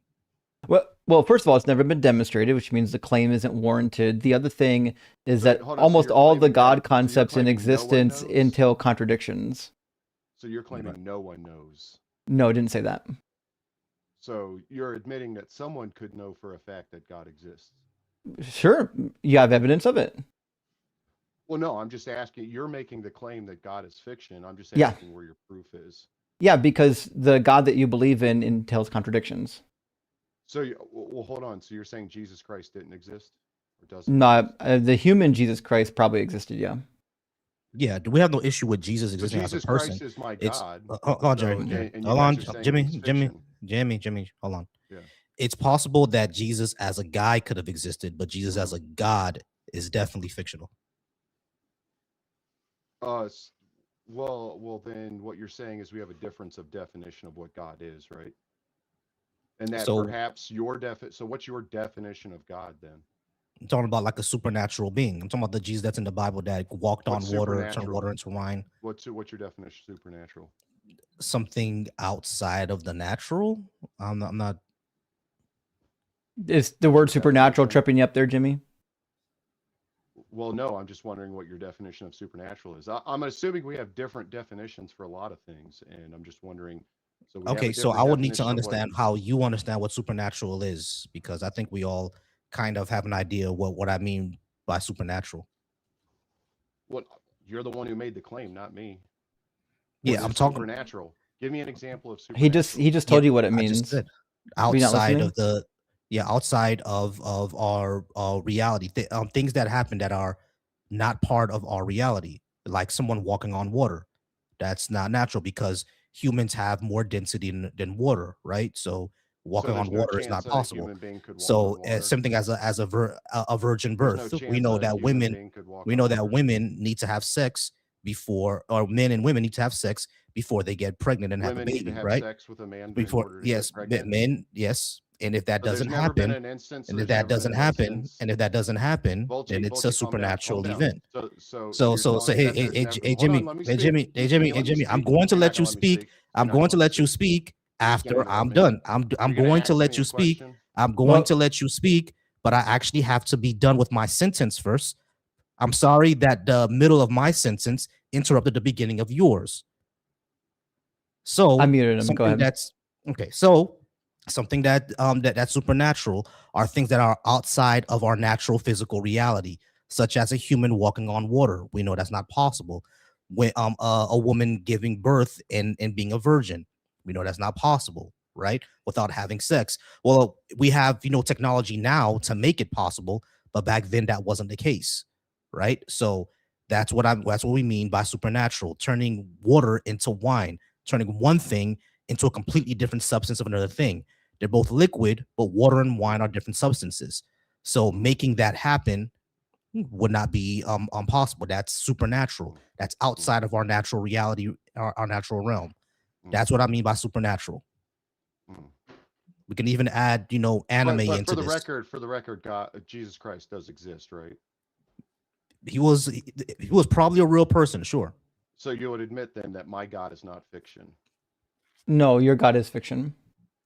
Well, Jesus Christ is my God, and you just said that he So, was real. Jimmy, we've already been over this, and I don't know why you change your name every time you come here. We can say that a human being exists without admitting but that that's my human God. being is God.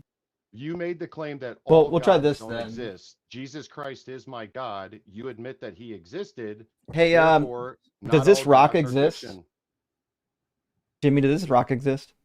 I don't understand what that has anything to do with what we're Just talking answer the about. question. Does the rock exist? Oh yeah, that rock exists. If I call this rock God, does that mean that this God rock exists? Or does it just mean a regular rock exists? God. To you, it could be No, God. no, in reality. In reality, to you, it could be God. I'm yes. asking about me outside of my reality. If you make the claim that that is God, then in your mind, sure. Oh well, We're not asking about well, in there his you go That's then. like if I'm a So man this and is I'm this is wearing why women's Jimmy clothes and has I to claim call to in with be a different name woman, every time. Jimmy, Because it's a waste what of was your time. name last time well, you called in because here? it's very Hey Jimmy, easy to what name debunk did your you pick claim. last I time just you were debunked here? your claim. You didn't Can you debunk just admit I it. You just didn't debunked debunk it? a single Well, thing. you No. both admitted did. that Jesus Christ is real, right? We both admit that Jesus Christ is not a god, right? So Muhammad, Well, okay. Well, now you're making a different claim other than Muhammad fiction, and existed, you're but also is making the Muhammad claim a that prophet? nobody knows. Jimmy, is Muhammad a prophet? No, But he existed. correct, But people believe he's a prophet. correct, But he's not a So prophet. but he's a correct. Okay, right. so So in the Jimmy, same way, according to your own, I'm Go sorry. ahead, Go ahead. Bolt. But to Justin. those people, In he is a the prophet, right? To we're those not people, asking he is we're a not prophet, asking right? about somebody's perspective. We're asking about Well, what it is in what you're making reality. is a Jimmy, subjective claim. Jimmy, just shut up for 5 seconds. I this is why you have to change your name every time you come in my live, is because you're such an idiot that won't listen. Just because something exists and some people believe a thing about that thing doesn't mean that the thing they believe about it is true. The same way you don't believe in reality Muhammad was a prophet. We don't believe in reality that Jesus was God. Do you understand? I'm not asking you what people believe. I'm asking you what is reality. So are you saying a man wearing woman's clothes is not a woman? Again, we're talking about Jesus right now. Yeah, but I'm just wondering. That's I something know that you're just they wondering, claim and is this in is the reality, same right? thing. This is the same thing you up brought up. Muhammad. You brought up This, Muhammad. So this is the same thing you brought up last time, and that I ended up kicking you out on because you couldn't focus on the actual debate. You kept trying to pivot to nonsense, like political debates, which is not what we're doing here tonight. We're talking about political God. debate. So, do you want How to is talk this about not God or political? no? Wait, How is Jesus Christ not is existing? is God a he him? Not political. He is, yes. Is God the Father? Does he have a penis? Well, I was made in his image, So, and I does have a God have penis, so does God yes. have a physical penis? He might. I don't know. Does he have I've chromosomes? never seen God. I've never seen God. Well, why do you, That I if you know of. don't know if God has chromosomes or a penis, why do you call him a father? Well, because he refers to himself as him. Okay, so it's okay just to pick preferred pronouns then. Well, I'm sure that Oh no! I'm choking on my own argument now. You're just going to interrupt me? That's why So you're just gonna transphobia doesn't interrupt me? work. So you're just going to interrupt me? All right, you want to get back to the actual argument, or you just want to get clowned on things you don't understand? Sure. So I want to see proof that from you guys that no gods exist whatsoever. Oh, it's easy. That no God exists. We finally got around to the actual argument. Yeah, because all the God concepts entail contradictions, namely that you can do things outside of space and time. You can't do anything outside of time because time is a sequencing of events, and without a sequencing of events, logic as well. God is bound by so God's illogical? No, God is logic. No, God isn't logic. Logic isn't a thing. God is logic. No, logic's not a thing. Logic is a thing. Logic is not a noun. So non-contradiction, the law of non-contradiction isn't real? The law of non-contradiction describes reality. It's not a thing that exists in the universe. So it's not real? It describes something. So it's not real, is what you're saying? No, Jimmy. That's not what we said. What we're saying is that is describing something that we see in reality is not a thing unto itself. So the laws of logic aren't real? The laws of logic are descriptions of reality. How many times do you have to hear it? They're descriptions of reality, bro. We look out into the universe, we see how it works, and we're saying that things don't contradict themselves. Well, that's one of the laws. Where do those laws come from? Where those laws? They come from us. So they don't exist outside of a mind? They're invented by a mind. Okay, so you're saying that if the mind didn't exist, the human mind, we'll just say for simplicity that the human mind is the only mind in the universe. Okay, so let's not bring up aliens and stuff like that. So if the human mind didn't exist, then contradiction could exist in the universe? No. So then it exists absent the human mind? No, what we're saying is the laws of logic are describing the behavior of things. So if human mind didn't exist, Jimmy, shut the fuck up. If human minds didn't exist, then the law wouldn't exist, right? The law of excluded middle wouldn't exist. The law of non-contradiction wouldn't exist. The law of identity wouldn't exist because a mind had to come up with it. But the behavior that it's describing, that the way things interact with reality, that behavior will still keep on behaving that way. So the laws that we're referring to don't have existence, but they are describing things that do actually happen, something that happens consistently, which is why we can call them laws. Yeah, so they exist outside the human mind? No. So something can be contradictory outside the human mind? Nope. No. So then they only exist within the mind? Yeah, the laws of logic are mind dependent. Okay, so if humans go away, okay, the mind goes away, the human mind, those laws go away? The laws go away, but the phenomenon that they describe still continues. No, there wouldn't, idiot. The laws of logic. So something could The laws of logic are descriptive, not prescriptive, right? Nothing in the universe is checking with the laws of logic. The laws of logic are just describing the behavior of the universe. That's what's happened. Also, I'm pretty sure this is this praise I am? Hey Jimmy, is this praise? Who? Are you praise I am? I don't know who that is. You sound a lot like praise I am. Nope, I'm just trying to figure out if the laws of logic exist outside of the human mind. Well, we already told you that the so you're laws of saying- logic are so mind you're saying dependent. They don't. So okay, so they All right, don't. Jimmy. This Jimmy, sounds a lot let's like say- praise. So you're Jimmy, saying that? hey, so Jimmy, that- Jimmy. Hold on, Hold Bugsy, on, hold on, wait, hold on. hold on, hold on. I got you. Before Let me- derail let me- it, before you derail I'm not gonna derail you're it. good I'm now. Hold on, I'm you're not, gonna I'm on derail the it. I'm on the same subject. I'm on the same subject. Listen, Jimmy. Would trees exist whether or not humans are here? Oh, sorry, I muted him. Laws of logic. Right, He hold didn't. on, He Jimmy. wasn't listening. So Trees so aren't so within the laws of so logic. wait. I'm within the laws of logic. I'm just trying to explain. I'm just trying to demonstrate what I'm just trying to elucidate what Justin is saying. If humans weren't around, trees would still exist, right? Correct, but they would All right. not exist. Hold on, wait, and hold on, not hold on, exist hold at on, the same hold on, time. Jimmy, Do you Jimmy. accept that, Voltsy? Jimmy, hold on. Yeah, oh, so you're not Jimmy, let me just finish what you're saying. Okay, so trees would exist whether or not humans are here. Would the word tree, would a description of brown and green, would those exist without humans being here? the color green would exist. Correct. No, I'm talking about the color. I'm talking about the word. The word, the Word would description, not would that exist. exist? Correct. Exactly. Correct. So that's what Justin No, is saying that's about the the laws of dumbest thing I've logic. ever heard. The That was pretty phenomenon dumb. That is was still pretty dumb. there, but the description of that pretty dumb. phenomenon depends on us. Okay, so the laws of logic exist outside of our mind. No, The phenomenon, That's not what he the just description. said. no, he didn't. That's what. So can No, a he tree didn't. exist and not exist at the same time, absent the human mind?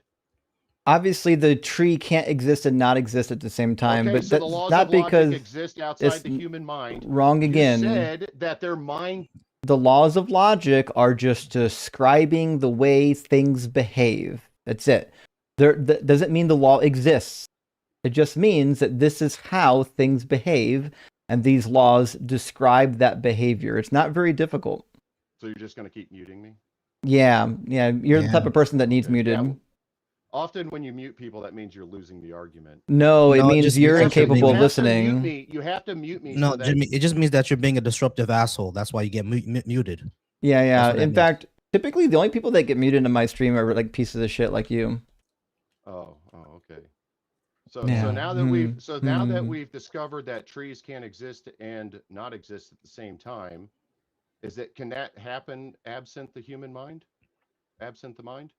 You mean, does the phenomenon still hold true if we're not here to describe it? Correct.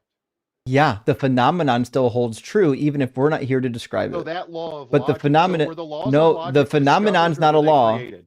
They Was were the law of created. Were the laws of logic discovered? They were or created. They were created. So something Mhm. existing and not existing at the same time was created, huh? No, that's a No. description. Okay. How is sure, this over but- your but- head? We've given you like 3 different examples, Sure, we and gave it. Sure, we and gave your it reptilian words. brain Sure, isn't we even gave capable it- of understanding it. My own fucking Sure, we cat gave- can we understand put this. This is words not to very it. difficult. Sure, we put words to it, but Words if to we what? didn't have words. If We we put didn't words have to what? words for some. We If put you'd stop words to what? interrupting, I'd say. If you'd stop interrupting, I'll say. Okay. So we put words to something existing and not existing, okay? But even if we took away those words, but we understood the concept of it, right? Of something existing and not existing, that would still be there, right? What would How still we be there? understand the concept without Do words? laws exist What would still be in there? the universe? Are there No. laws that govern the universe? No. So the speed of light isn't the universal speed limit of the universe? It is, but not because the law, not because not because it's that was crazy that easy. Thank you. actually wasn't easy, you dumb motherfucker. If you wait 5 seconds to hear my answer, you'd understand why it sounds so stupid. Because nothing's checking with these limits in the universe. The laws of physics are just describing behaviors that the universe typically abides by. Nothing's checking with these laws. It's not like light is like, oh fuck, I can't go faster than this. That's not how this works. The way physical laws work is we're saying, look, here's the way things behave. if it always behaves in that particular way, we're just going to call this a law because it's something that always happens, or at least almost always happens. So the laws of physics don't exist outside the human mind either to you guys? Nope, Fucking they're crazy. just descriptions. So, They're so descriptions. if All the right, human so mind so goes Jimmy, away, how so do if we the get to a human God mind- now? if the Jimmy, human how do we get mind- to a God now? How do we get to a Well, God? this Because this we all already answered stem- this question, Why don't right? you Like stop all interrupting me? all the God concepts So you're in gonna interrupt me and mute me. yes, I am. All the Ad God hominem concepts, attacks and all the muting, God, huh? all the That's yes, what I your am. guys' All the argument is? God concepts entail contradictions, and they've never been demonstrated within reality. So it's fair to say that they're fictional. Just like Frieza has never been demonstrated in reality. Just like Naruto has never been demonstrated in reality. Just like Spider-Man has never been demonstrated in reality. So we can say that they're fictional. Hey, is this John? So you're saying God? So you're making the claim? You're Hey- making the claim hey, that Jimmy? God has never existed in anyone's reality? That's a pretty bold Hey, claim. Jimmy, I know Have you exactly talked who to this is everyone on now. Hey, Jimmy, let me ask you a Uh-huh. question. Can you Are now you gonna name the? ad hominem attack me and Can mute you- me if I try to answer? No, I'm just gonna make fun of Because you. usually, Are you- in a debate, Are you capable? I know exactly who you are now. Are you capable of naming the first 5 books of the Bible this time around? Because last time we talked, you couldn't. what does that have to do with anything, though? So you still can't. You're Johnny. You called in. But what You does called that- in. what does that have You anything to called do with in what we're under the talking about name here? John last time, and last time I clowned on you, and then you couldn't even name the first 5 books of the Bible. But what does that have anything to do with? What we're talking about I here? knew it was fucking him. You are No, that's by not me. far That's not me. I'm just the I'm just dumbest curious as to what caller has that to do has with what we're talking ever about come here. on my channel. In fact, I'll just mute for a second. Anyone who wants to hear the dumbest caller that has literally ever been on my channel ever, maybe dumber than praise, go find the video clip of a guy named John on my channel. It might even be in like the top 10. I forget if it was in the top 10 for 2025. It was only a matter of time before somebody pegged you, but this is absolutely John. I can't name the first 5 books of the Bible. Attacks and muting. more ad hominem attacks and muting, huh? Is that all you guys can do? Is ad hominem attacks? And We can't with you, yeah, because you don't have any substance. What are you talking about? I just within 30 seconds of being on here, I proved you wrong. I No, don't you understand didn't. What you mean? No, you didn't. You guys both accepted that We, Jesus Christ is real. We right? You both we accepted that. Doesn't make right? him a god. The fact that you In your thinking mind, it doesn't a make human him a being is god. real. Absent Wow, your mind, this he guy's is this God, guy's though, right? really this guy's really off his rocker So tonight. you're just gonna mute Yeah, me? he is. You're Yeah, we're just gonna gonna make mute fun me? of you to your face publicly. That just means you lost the debate. No, I'm certainly not. fine It with means that. it means you're not Hey, worthwhile.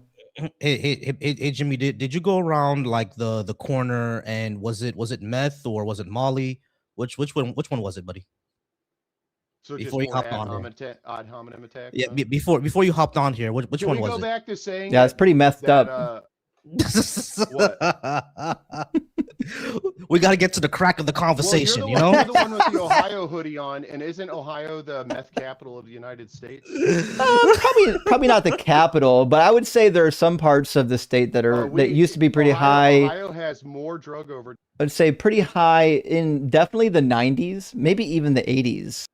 But as it turns out, I don't participate in that. It sounds like you do them. No. So, well, I mean, I So participate in proving just you to guys be wrong. just to be clear, And though, that's what I've done Jimmy, now you multiple still times. can't even name the first 5 books of the Bible, can you? I don't see what that has anything to do with anything. Just about what we're checking, talking about just here. just Who making brought up sure the you still Bible? can't. So more ad hominem attacks? Is that what it is? No, just insulting. Come back Yeah, again in a please couple don't of weeks, and we'll do it all over again. Someone asks if this is staged. It seems pretty staged. I think that at this point, I think he just calls in for the laughs. To tell you the truth, and he rejoined as Jimmy wins. That's crazy. It's crazy that Jimmy thought you just ate with that. Hey, whatever you got to tell yourself to sleep at night there, buddy. Question everything. Thank you for the super chat. It says, I'm giving this super chat of my own free will, a free will given to me by Doug. Perhaps. I'll consult the oracle. And William, good to see you, my friend. Thank you for the super chat. It says, the nobody cares about your pronouns people freak out when you refer to God with she, her pronouns. I need to start doing that just by default. Every time we get one of these clowns to start calling God a her and watch their head spin. They really don't like it. They hate it. They hate it, boy. Flanker, thank you for the $10 super chat. Says, why did Jesus cross the road? Oh, wait, he didn't cross the road. He rode the cross. Hey-o! Hey, that's a good one. That's pretty good. I like that.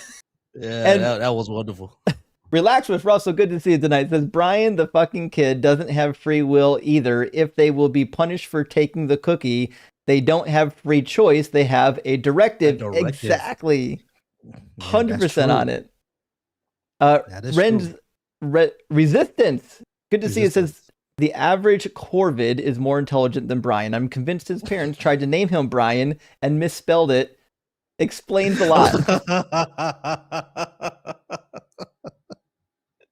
Oh, Trying to name shit. him Brain and misspelled it. Poor Selena, thank you for the super chat. Says my depression screening has improved significantly. Shout out to all of this community. man. You're the best. Thanks be to Doug, Rock Hard for Doug, Simply Wet for Sharon, Justin's fucking rock, and Gay for Justin. Well, thank you, Porcelina. I am glad that you're feeling better. Super, super appreciate you letting us know.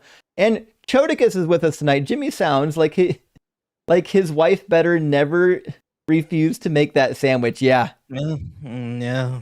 Yeah, he does. We'll do Oh, one more boy. super chat here. From Nicasius says they were once called the laws of thought because they were a first-person description of the act of thinking. Exactly. Oh, wow. I didn't know that. That's something new I learned. Oh, wow. I didn't know that. Well, let's bring in our next guest. It's going to be Brandon. After Brandon, we're going to bring in Mike from the TikTok queue and then Kara from the TikTok queue. Welcome in, Brandon. Are you at least 18 and do you believe in God? Yes to both questions. What's up, boys? What's up, Justin? Mr. Volsey? How are y'all doing Good today? Doing well. Thanks for asking. How are you? How's it going? I am doing well. Hopefully everything looks good on the screen. Yeah, we should be good. Awesome. Okay. Yes, this is more casual for me, so I'm not like coming up here with like a bunch of no's or anything like that. But yeah, I'm a theist, so I'm convinced there is a God. One of my biggest things, I'm curious to get your perspective, and again, I just want to be convinced of the truth. You know what I mean? I don't want to follow a thing. I don't want to follow a fairy tale because it's comfortable to me. I think as human beings, our duty is to follow the truth, no matter how uncomfortable that is. So with that being said, I did a deep dive into my own faith. You know, why do I believe in God, etc., etc. One of my big things that there's a good amount, but the creation of the universe, what was before the universe, um, if scientists are saying, hey, everything comes to the Big Bang, you know, how did that get started? That's one of my reasons for theism.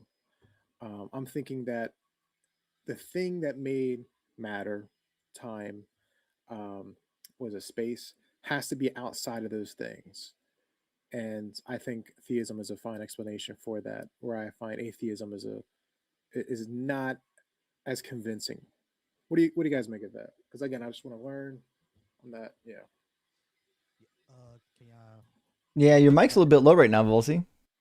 Give me 1 second. Oh, now we're back now. There we go. All right. Yeah. So whenever there we go. Sorry about that. All right. Yeah. So this is something that I struggled with as well when I was deconstructing. So here's what I always say, right? I think about what we know about our universe, what we know about not just our planet, but anything that we see out there. What are the explanations for them? Have we ever had a supernatural explanation for anything that we know about our universe? For rain, for star formation, for galaxy clusters, anything? Has there ever been a supernatural explanation, an explanation that needed an agent outside of space and time causing it to happen? We've never needed that for anything, right? People used to think that, gravity was basically demons pulling you down to the ground, right? So, but we know that that's wrong. And people used to think that, the ancient Greeks thought that rain and lightning was just Zeus being mad or, committing domestic abuse on Hera. You know what I'm saying? But we know that that's wrong. So whenever I think about the same subject about our existence, yeah, we can postulate that it was a supernatural agent or being outside of space and time that made it. But why is that the answer and not simply a natural process that we simply don't understand yet? Because our ancients didn't know the natural processes of earthquakes and stuff like that, so they blamed them on gods too. But right now we understand that there's a natural process to what earthquakes are. So why would the existence in of itself, the universe, need a another supernatural explanation, and it not simply be a natural explanation that we just don't understand yet and can't explain with our models of physics at the moment? That could be the answer. Now, could your answer be also be true? Yeah, sure. But do we have evidence for that? Is it probable? There's really none of that. We don't have any, do we? So why believe that over what we've always had as a human species, natural explanations for just about almost anything that we have? Why does the universe need a supernatural one? Does that all make sense? Yes, sir. Thank you for that explanation. Justin, would you be of the same impression, or would you have a little bit of a different answer? Well, I think first of all, I do agree. If there was a start to the universe, I think it would necessarily be a naturalistic start. But I actually don't think that the universe has a start, and I don't think that Okay. that's what the Big Bang teaches. The Big Bang is literally just telling you like this is far back we can go in time, because of the way our universe is formed.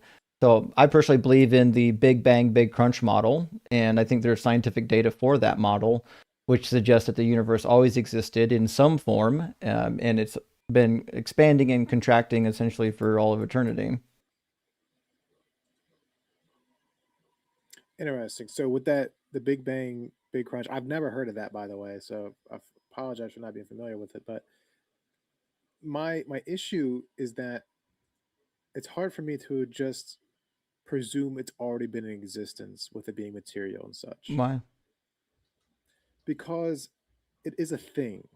You Hmm. know, it's physical. It actually exists, and for me to just say has always been there. But what's the evidence that it hasn't always been there? Because we have good reasons to believe it has been there.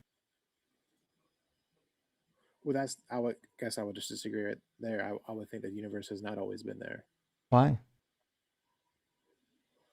because there is, if I'm not mistaken, evidence that it began somewhere, No. that the universe is expanding. It's Not really, because the Big Bang explains that the universe expanded from a hot dense state or singularity. And when scientists say hot dense state or singularity, is basically just a placeholder for our ignorance, because our models of physics can't really explain what's happening there. Like our models of space and time kind of break down. We don't really know what's going on. Now, there's of course physicists today that are figuring it out, but we should let them figure it out instead of simply saying that it must have came from sure. some other agent, right? So you're saying the consensus is it's always there's always been matter. It was never a time there was not matter. No. The consensus is actually that there isn't one. So if you ask physicists, in fact, there's a survey that was done.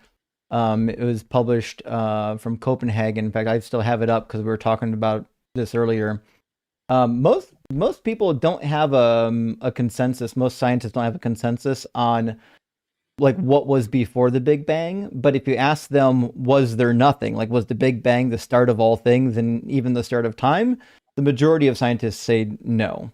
So in the survey recently, it says, in your opinion, how should we understand the Big Bang?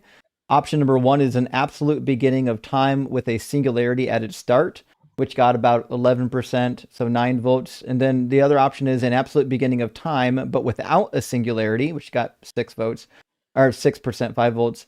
But by far the most popular was option three, a theory that says the universe evolved from a hot, dense state that says nothing about whether there was an absolute beginning of time or not. So the Big Gotcha. Bang isn't really making claims, like the Big Bang theory isn't really making claims about what came before the Big Bang. It's just describing the expansion of what seemingly already there. Interesting. Very interesting. Okay. Because I always want to steel man positions. I don't want to just like strong because that's who's that helping, right? Um, Mm-hmm.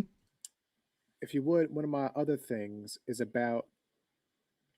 I'm not sure. I'm sure. I think Justin, you have the MDiv. You probably heard about this, where some things some things are necessary and others are contingent. Yeah, I Um, mean, The argument from contingency is pretty popular in Christian philosophical circles. Yeah, that's really been my biggest hang up. How can we understand, what we know the story? If we can think of a dragon, it doesn't make it real, but it's Mhm. possible. But if we have the example of God, which is, omniscient, which is maximally all things, um, it would be necessary for that being to be in one of the worlds, which makes it necessary for all the worlds. Is that a So this is yeah? kind of the like a version of the ontological argument where you kind of get to dream something into existence. But I think the problem with the ontological argument is it makes a huge leap between premise number one and premise number two, which is that because you can imagine something existing in all possible worlds, that it must exist in all possible worlds. But that's not really how necessity works. Just because you can imagine something existing in all possible worlds doesn't mean that it could or would exist in all possible worlds. Well, from my understanding, it's that if God's possible one, Well, yeah, if God's possible. I actually don't think God is possible, not the way it's described in the literature, because I don't think it's possible for something to exist outside of space and time, because something outside of space and time would have nowhere to exist and couldn't exist for any amount of time and certainly couldn't take actions to create. Like all creation events would be a sequence of events, and you can't have a sequence of events without time. So existing out of time would mean that God would be 100% impotent. my There are question other there. issues Sorry. that I've seen with that as well, right? Because what Justin already said, just because you can imagine it, therefore it exists in all possible world. I can imagine that God is evil, therefore God is evil in all possible worlds.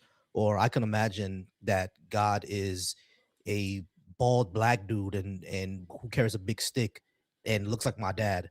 Therefore, my dad is a god in every possible world. It gets more and more like more and more like ridiculous. Yeah, I mean, if this is possible in this world, then that means they're all possible. It's like at that point, it's like anything is possible. Willy Wonka could be real in another dimension. Right. It's yeah, you know what I mean.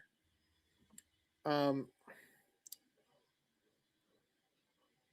I lost my train of thought, but Justin, you Oh, had sorry said about that. something. Sorry about that. No, you're good. So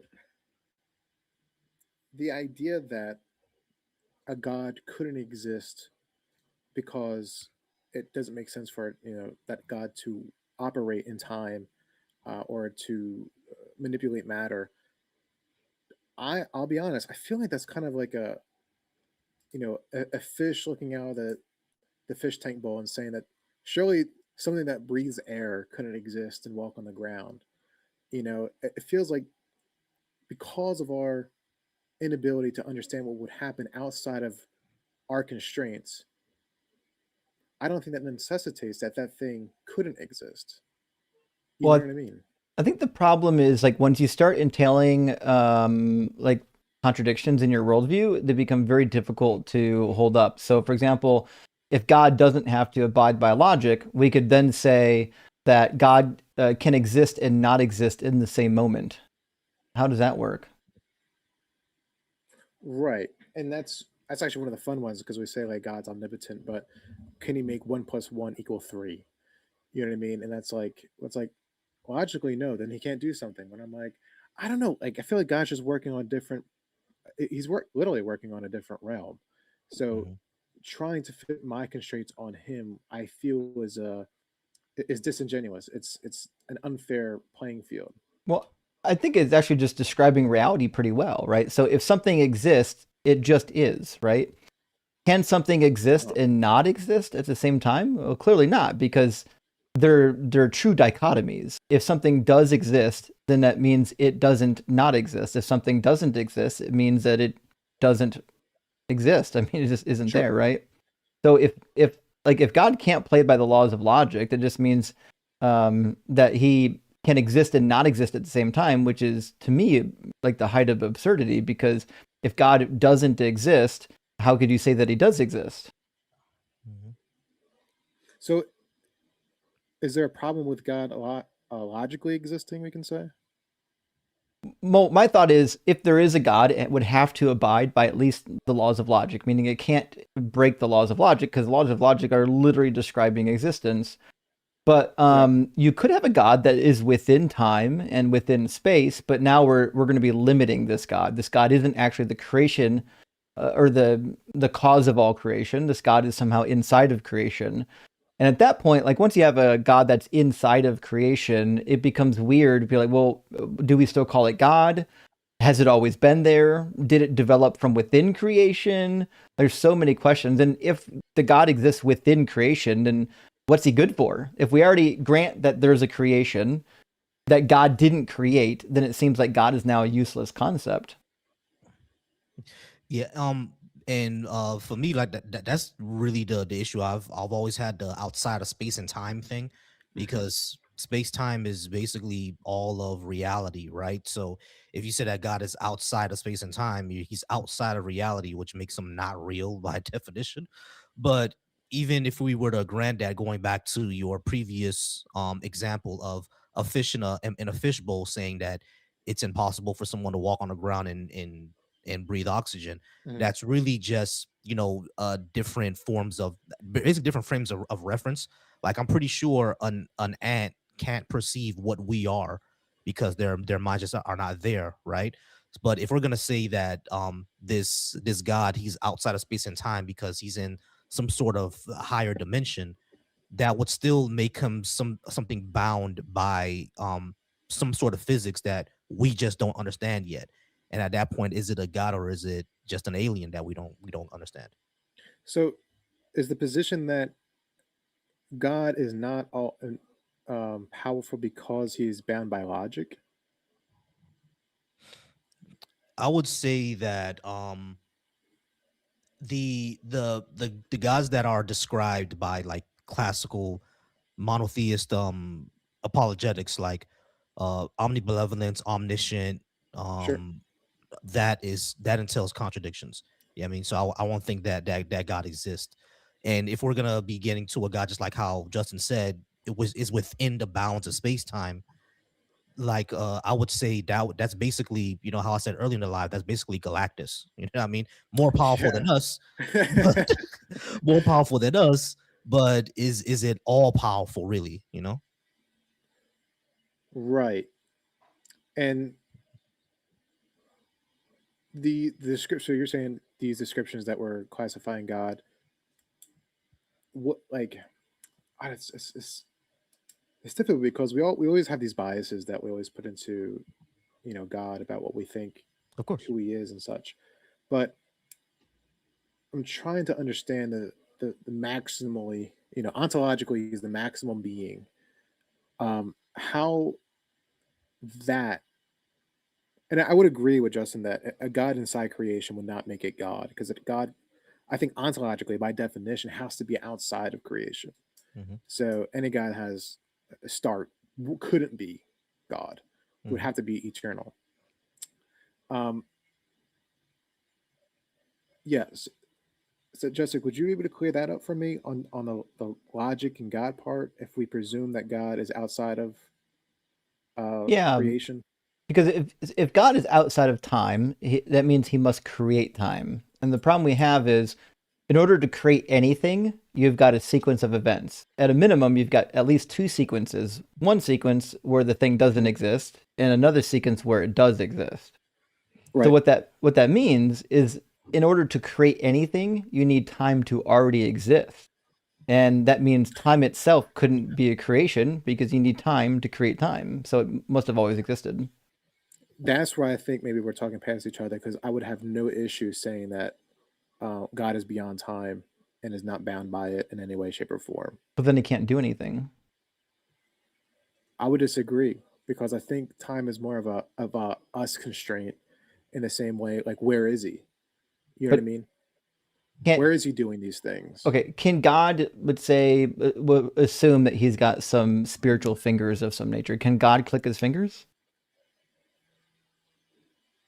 Well, that's a presumption that he is existing in space and time. I think if he wanted to snap his fingers, he would have to create space and time to do that. Right, but But you if God is can't beyond that, create. But you can't create without time already existing, because creation is a sequence of events. Creation is a sequence of events. Because you've got, at a minimum, you've got one frame where it doesn't exist, and then a second frame where it does exist. That's a sequence of events. Okay. Yeah, it's like, how does God do things without some sort of time taking place? Because one thing happened and another thing happened. That's time taking place. Is And it if- beyond? Sorry. If he even thought about what he was going to create before he created it, well, that's in time too. If he didn't even think about his creation before he created it, that means it's entirely arbitrary. Interesting. That is interesting. Is it possible that God can exist, but time still be a contingent being and not necessary? Or a contingent thing, maybe not being is the proper word. Whereas because God exists, it has to exist. Time has to become a thing. Well, it seems like if time always existed, then it would exist independent of God. But that's what I'm supposing, that God would have to be a thing because time's a thing. But if there was no God, there would be no time for that thing to be a thing. It's getting really fun with our thing words. Yeah. So, I mean, if God is a thing, whatever we call it a thing, it would have to be in time, or else the thing can't do anything, right? In order to, like, any verb, any action, anything that does anything is necessarily inside of time.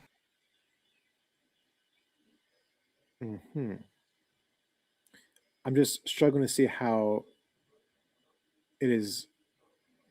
So you're saying, so okay. You see the cogs are turning in real time. Yeah, take your time. That God can't be possible because he would need time beforehand, and Basically, are we presupposing that time is a thing? because is a uncreated thing. Yeah, all acts of creation happen within time, which means the act of creating time would be in time already. Okay. Very interesting. That's one of the arguments on one of my streams I've just never heard before. That was actually one of the main arguments that took me from generic theism to atheism, was once I realized that, like, a God outside of space and time didn't make any sense. I was like, oh, well, it's nonsense now. Sure. Do you have time for a third question? Sure. Okay. One of my other arguments for theism is I believe in an objective morality, where something is wrong no matter where you are, when you are, who you are. Something is wrong. Said thing is wrong. And if there is no theism, there is no God, then I think there is no objective morality, because we're all just really clumps of atoms, with this illusion of personhood. What would be y'all's I'll take both of y'all's position on that. What would you make of that? I'll tell you what I would say to it, and I don't know if Volsey is going to say the same thing, but I don't believe objective morals exist. So if God does exist and God created morals, they're still actually not objective. They're just subjective. It just happens to be that they're subject to God's mind instead of our own mind. So that doesn't get you to objective morals. If I could real quick just add in, I'm going to put forth that morals are actually uncreated. That's why they're objective. So murder is wrong because it's ontologically part of God's nature. Well, what does it mean for a moral to be part of God's nature? What is a nature? Part of being. But how? How does God being get morals? Because it is, I guess, it's going to sound pretty crude, but it's like his universe. So anything that is part of him, it is in that creation. So he would decide what is right and wrong. No, I don't think that's. So God can't decide what's right or wrong? Not exactly. I think there are things that are part of his character that are undecided right and wrong, something like murder. However, if you look at the Christian account of I guess Exodus, where he forbids the eating of pork and such, that would be wrong for said person to eat pork, but only because God had put that into motion. It's not wrong according to his nature. But how is it possible that they're objective when he changes them? No. I think the dietary restrictions would be an example of subjective morals. Mhm. Those are laws, whereas the objective morals would be murder, lying. Would be another good one. Why are those objective and the other one's not? Because God does murder and lying. Okay, so I'm gonna say that those things are wrong because they're part of God's nature, and then we have to fit the description. Okay, does the Christian God do these things? You see Mhm. what I'm saying? Yeah. So if we put aside the Christian God and just focus on the idea of God's nature imposing an objective reality, what would you say to that? Well, God's nature doesn't have the like causative power of imposing anything. That's what minds do. Interesting. Okay, because that's gonna be my presumption there, is that God's nature does impose a I, morality. how does a nature have causative power without a mind? Well, I would think that because a God we're talking about is beyond our perfect understanding. It might be a little bit rough around the edges, but that his existence in the way that he created creation would have that in order. Do I say? But so when we talk about God's nature and character, we're really just talking about God's attributes, right? We're saying here's how we Sure. can define God, right? So the nature of God isn't something with causative powers. It's just saying here's how we describe God. These are things that fit his description. So I don't see where the causative Okay. power comes from. Let's Right. try this on for size then. That anything that derives or sorry, not maybe derives, that deters from those attributes is evil. Why? If we presume that God is all good, Why would he do then that? Yeah, that's that was gonna because be my question. Why would we of presume it? understanding. Yeah, Volsi, I really love this argument. Volsi, you want to run with it? Yeah, I was gonna ask why would we presume that God is good in the first place. I guess it goes back to the was it the I think the I guess the was it the tag or the cosmological argument that God has to be maximally good. So we're already running with that, good and bad. Like, what do we mean by that? Right. So But if it comes to there's a big problem at the first premise in the first place, because like why we would assume that God is good, and what does maximally good even mean? You know what I mean? Mhm. So it's one of those things where we presume that, but at the end of the day, even if we do presume that would still make moral subjective, because it depends on what God nature is. It's subject to him. Well, that's the thing. I don't think God's nature would be up to him. That sounds kind of weird because he is that thing, and if he is the maximum thing of that, he doesn't have a choice in that.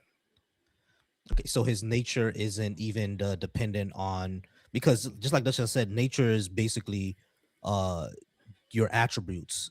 So Mhm. God doesn't decide his own attributes. If that's the case, wouldn't that kind of imply that his attributes were decided by something else? Because all of my attributes were decided by kind of my parents, right? I have brown eyes, Sure. I had the same skin color as my dad, the same bone structure, et cetera, et cetera.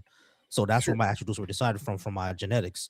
If God's not is not deciding his attributes, then that kind of imply that it came from something else. Right. I think the issue there is that you are a created being, whereas God would not be. So Mhm. God wouldn't get his attributes. It just is his attributes. Because the idea is that God is maximally eternal without creation. If God was created in some way, then he's not God, as he's not, you know, before Now, everything. now, if we can assume that God is always existed eternally, why can't we just do the same thing for the universe? Because that's why my original premise is that the universe did have a beginning. Mhm. That's why I'm saying the Big Bang is what brought about the universe. So if there was something before, if there was nothing before the Big Bang, that's where I'm drawing into a, you know, contention. Hey, wait a minute, that doesn't really make sense. Yeah, got you. Um, What when yeah, it comes to like the scientific realm, they before Big Bang is not really a thing, right? It's essentially a state where it's an expansion of space time, and we're not sure what the hot dead state is. You see what I mean? So it's before Big Bang is not really. It's like asking what's north of the North Pole. You see what I mean? So Mhm. but if that's the case, then it could be possible that the universe did exist eternally, just in a different form that we can't explain yet. You see what I mean? So it's one of those things where No, I get that. why would it why would it why would we assume that for God, but we can't for the universe? You see what I mean? Sure, and I don't want to get too far off from the original argument, which is about moral objective morality. Sure. So my my understanding is that assuming okay, this might be a helpful distinction here, where there is not necessarily an evil thing, but Mhm. the almost depravity or lack of bad or lack of good in a thing. That's where we get evil. So if God is a source of good, anything that is apart from that isn't necessarily um, bad. Isn't a thing. It's kind of like hot and cold. Mhm. Cold isn't necessarily a thing. It's just a lack of heat. Mhm. So Well, what is good? anything that is godly, that's going to be I guess my answer there. So why would we attribute goodness to God? Because he's the maximum being. So what is he not the maximum evil being? But the presumption is that evil is not a thing. It is only the lack of good. Yeah, but I don't agree with that, You don't have to agree with it. It's just right? the position I'm putting Like with. you can define God any way you want to, right? Just defining God as good is kind of meaningless because good and bad are just subjective terms. We're saying one is desirable and one is undesirable, right? So you're just saying, basically whatever God desires, we're going to call good, but I don't see why we would do that. Well, I think we would both agree that there's an objective truth, or no? Do we not agree with that? I mean, I think we agree that there's probably an objective truth. I don't think we agree on objective morals. But the morals would come from the truth. If the truth No. is okay, so let me put I forth this example and see where we disagree on this. Mhm. If let's just say like the baseline, the truth is murder is wrong. Mhm. Would we not agree that the morals are going to come Well, from that? Where but that's that a is moral wrong? claim, not a truth claim necessarily. So I can say that it's true that the universe exists. Right? That's Okay. a claim about objective reality. But Mhm. if the universe exists objectively, that tells me nothing about whether or not morals exist objectively. Mhm. So then, but that's like, so then the position would be that morals cannot be based in truth claims because there's no truth claims that Uh, intersect with morality. But if you make a claim related to morality, that claim must first rest on the fact that objective morals exist, which we don't grant. And so if you're saying it's true that it's always wrong to do X, Y, or Z, well, now you have on your plate the task of determining why this is objectively the case. Right, but I'm just trying to understand if we agree there's an objective truth, why there wouldn't be an objective morality. Something being objectively true has nothing to do with morality. Truth is just an evaluation of a proposition. So if I said I'm holding a can, it might be objectively true that I'm holding a can, but that's just because we're doing an evaluation. Our eyeballs are saying, "Yep, he said a thing," and our eyeballs confirm it. It's true. Understood, but Yeah, because truth is like what comports with reality, right? Mhm. And morals are basically how human beings interact with each other. Not all morals are going to be based on any truth claim, because that's why we say that morality is subjective, because um there are some societies out there that say being part of the LGBTQ community is immoral, but there's no truth to saying that it's harmful for someone to be LGBTQ. You see what I'm saying? So it's that's why those two things, like, um that's the best example I can give. But that's why the like something can be objective. That's why objective truth and moral claims are not exactly the same thing. You can't put them in the same category. Makes Well, sense? yeah, let me get your opinion on this. So something like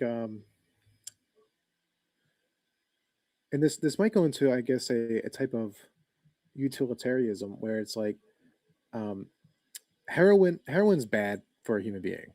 Hmm. Injecting heroin's bad. Um would he agree on that, or we're gonna say no? Depends. Now, I think it depends. There are occasions where opioids are actually really good for humans. For example, if you're on hospice care and you need to be free of pain in your final weeks or months, opioids Okay. are really good for you. So, but that's I feel like that's kind of like my point there, that there's like we're saying this is good for us here. Yeah, that's my opinion. Something. Okay, so then all claims then are just going to be opinion based. Oh yeah, all of my moral claims are constantly opinion based. Every moral claim I would ever make is open to being reconsidered and questioned because they're Okay. subjective. I don't have access to objective morals because they don't seem Hmm. to exist. I would say too, people don't like subjective morals a lot, but I think it's actually better than objective morals, because if in fact objective morals exist and they came, we'll say, from the Christian God, that would mean that objectively it is true that it's okay to like unalive infants, to cut pregnant women open, to cannibalize children, and you wouldn't have any say in it. You'd be like, well, God said to do it, so it must be okay. And at that point, I don't even know what we're doing here anymore. Why are we? It's objectively okay to cut women open with a sword and dash their babies against rocks. But I'm kind of struggling to see where you would have a problem with that, Do because we you? both agree we can have problems with that. But Mhm. if your basis is there's no objective morality there, Mhm. then you can't say that that's wrong. No, I can say it's wrong in my opinion, and it's wrong because in my framework, harming people unnecessarily is what I consider to be wrong, right? So in subjective morality, everybody gets to say, hey, actually, this is how I Sure. feel about it, and then we get to make laws that we can all agree on and that we're all happy abiding by. And once you start mixing in objective morals, there's nothing that you wouldn't have to do if God told you to. It's like if God told you to kick a puppy, that would make kicking a puppy objectively moral, right? So, but you can say it's my opinion that this thing is wrong, but we cannot say that this is actually wrong, because Well, I don't. that would be a truth claim. Well, it's not a matter of a truth claim. It's a matter of whether or not morals are objective. Like we can make truth claims that's different than making moral claims about objective morals. Well, help me understand that, because if you say, hey, murdering is wrong, I agree. It's good. Mhm. It's a good moral to have. And you say, hey, this group is murdering, and I have no problem with you saying, hey, it's my opinion that murder is wrong and these guys are doing something bad. But to say that it's actually wrong, I think is contradicting the I statement didn't say that. that. Again, Okay, so we're of the every same moral claim opinion. I've ever made is my opinion. Right. So I'm just we're on agreement then that you couldn't say that it's actually wrong, just as your opinion. I don't know what you mean by actually wrong. So it's going back You to mean the idea that objectively? Is it objectively sure. wrong? I mean, sure, yeah, I guess we can do that.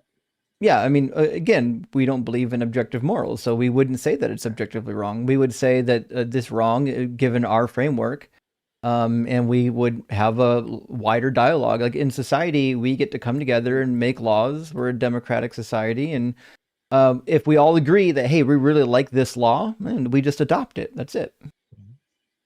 Very interesting. Okay. The thing I was we were talking past each other for a second. Just want to make sure we were on the same page there. Um, interesting. Okay. Well, folks, you have answered my questions. Very interesting. Any final thoughts from you guys before I head off? I appreciate this, by the way. Yeah, Brandon, thanks for coming in and being a good palate cleanser after last couple of numbskulls that came up in here. You were very polite, so as always, when we have nice guests, we give them room to talk. We let them ask questions. We do whatever they want to. So keep being a decent individual, and think you'll find that the atheist community is not that bad.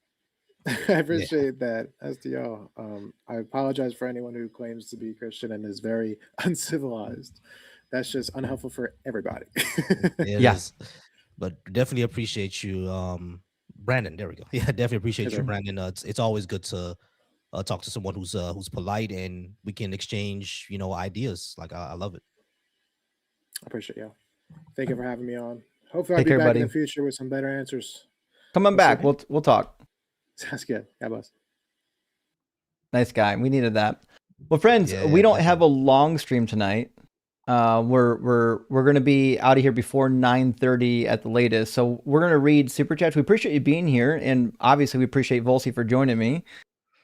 Appreciate y'all, man. Thank y'all so much for letting me here. And Justin, I appreciate it a lot. I've been wanting to do this for a while, so definitely. And I gotta get you over on my channel as well for some times.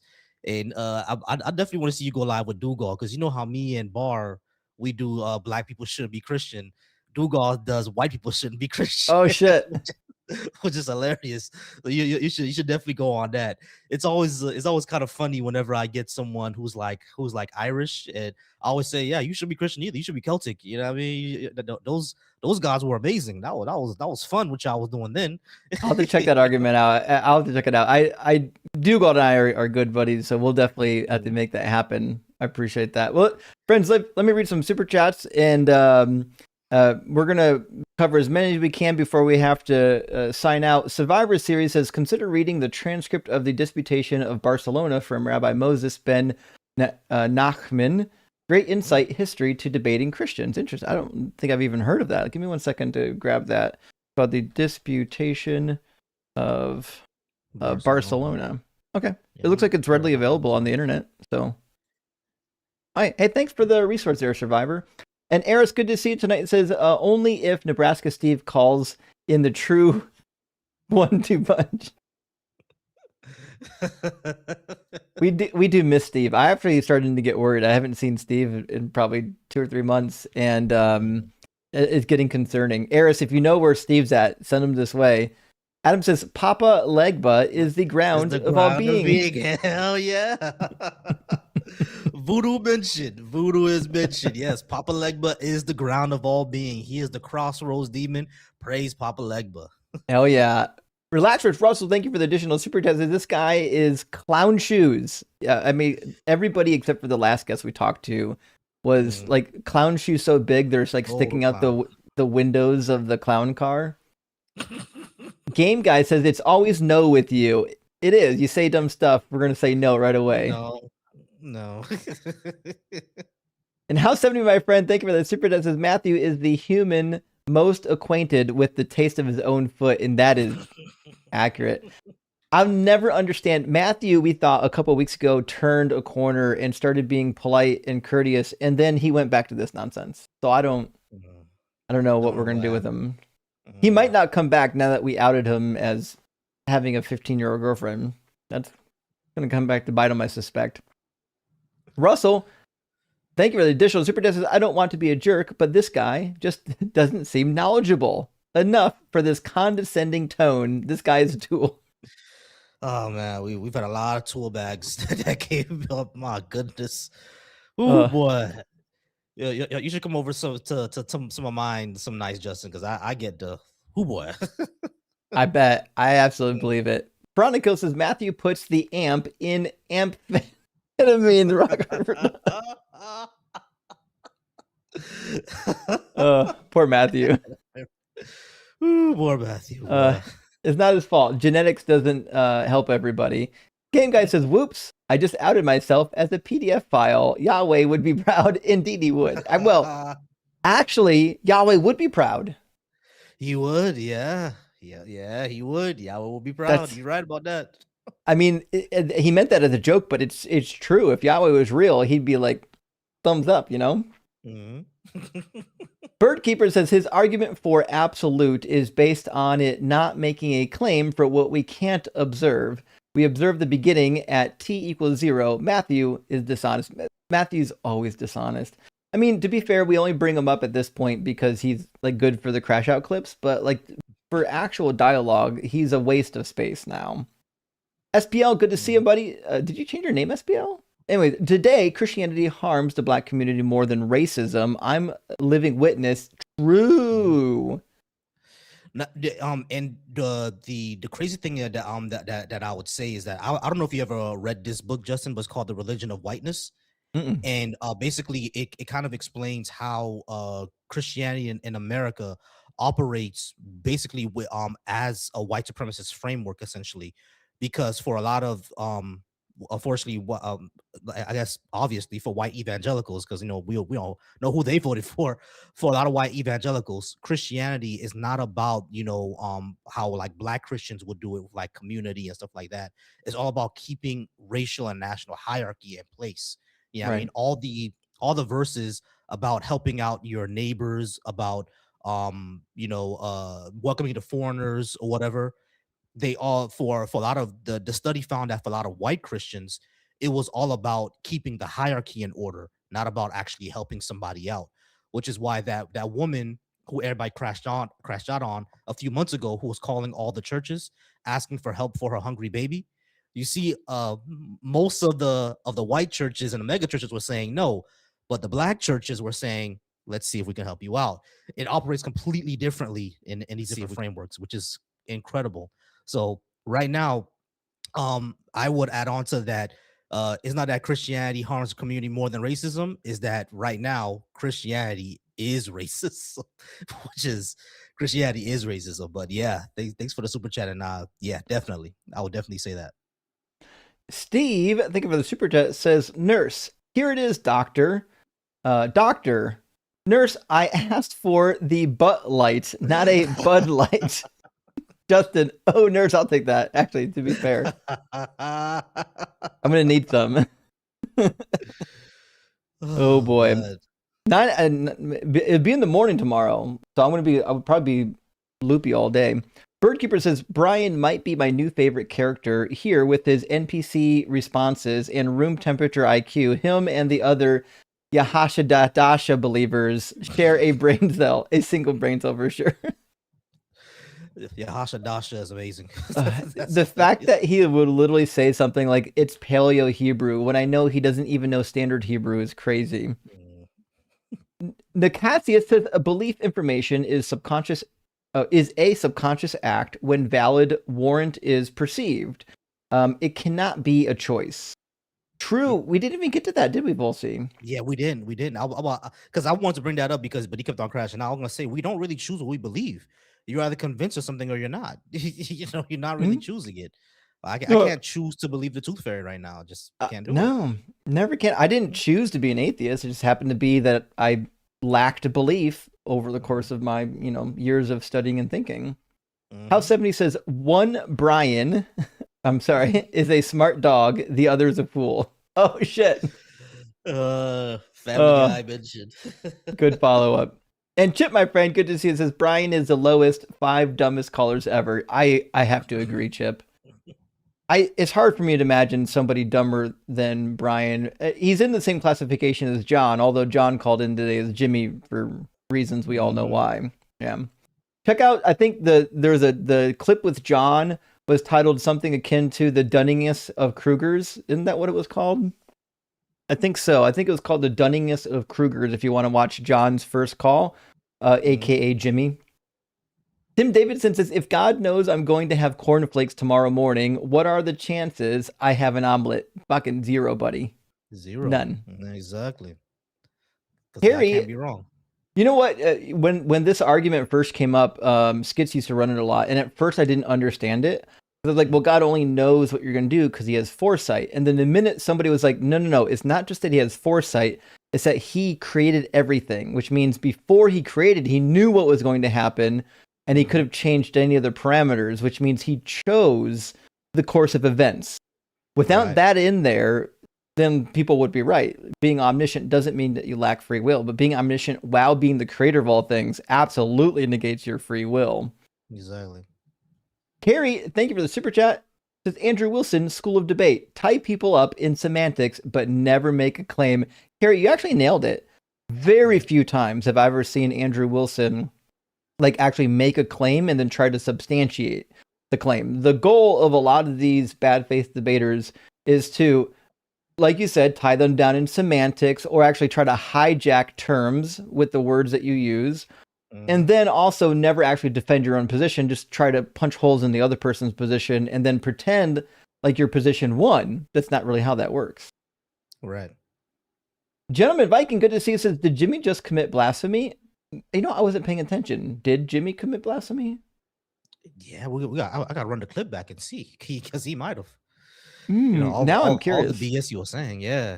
All the BS you were saying, he probably did. He was really making Christ proud tonight. Chris, thank you for the super chat. Friend says, Light, I better check on the speed limit. LOL. Isn't that crazy? They think that the laws are prescriptive. Weird. Yeah, it's like no one is doing anything to make these happen. These are just phenomena we observe, guys.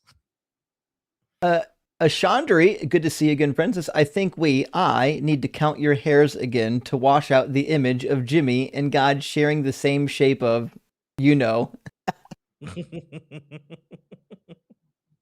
It's wild that he actually became agnostic on whether or not God had a penis. That's not something you hear too often.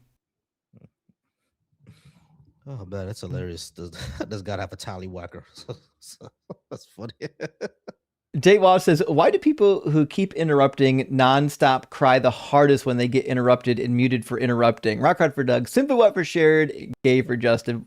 Walsh, you got me. I'll never understand why people will constantly talk over you and interrupt you. And then when you have enough of it and you're like, well, fuck it, I'm just going to mute them. Then they cry forever. It's because that's the goal to begin with. The goal is to steamroll the opponent. And then when they steamroll you back, you just cry about it. Yeah, exactly. It happens in our lives all the time. Oh, yeah. Tim says, I've seen God and she's black. She's black, yeah. I used to have a t-shirt that said, I don't know what happened to that t-shirt. My parents might have sent it to Haiti. But yeah, I love that. I love that slogan. I've seen God and she's black. Cameron, thank you for the $20 super chat, friend, says, talking donkeys, talking snakes, wizards, demons, goblins, goons, walking on water, Virgin Mary, turning liquid into wine, Noah's Ark, resurrection, saints, earth stops spinning, sin, heaven, and hell, just in time. Cameron, it's baffling to me that people, when we start adding up the laundry list of the nonsense, that they just don't go like, well, that doesn't seem right. They just keep on piling on. There's a glutton for punishment. And Chodiga says, theist definitions, I just want to learn, means I think I'm about to cook you on some trite rhetoric. Yeah. Or they'll say that when they know they've been defeated and they don't want to feel like they're losing. Well, I didn't lose because I just came to learn. Yeah, I'm sure you did. Mm-hmm. Cameron says, the stories for 3-year-old toddlers, Cinco de Mayo, just in time. You know what? Man. It is the 5th. I should, if I didn't have a colonoscopy tomorrow, I would have got some Cinco de Mayo celebrations, but unfortunately, not going to happen today. And I got work tomorrow, man. There was a storm over in Texas, so I got like 30 claims in a day. So it was insane. Yeah, I work in car insurance, so it's like, oof. It's gonna be a busy day. Awful. Mm-hmm. Steve RV, good to see you, says, I heard someone claim that Gentiles would be under Noahide laws in the Messianic age, but I thought everyone had to follow Mosaic law, right? According to the Hebrew Bible, yes. According to the Hebrew Bible, they're going to be following the laws. Think like Ezekiel 44, Jeremiah 33, Isaiah 56, Zechariah chapter 14, among others. So yeah, it didn't say anything about the Noahide laws in there.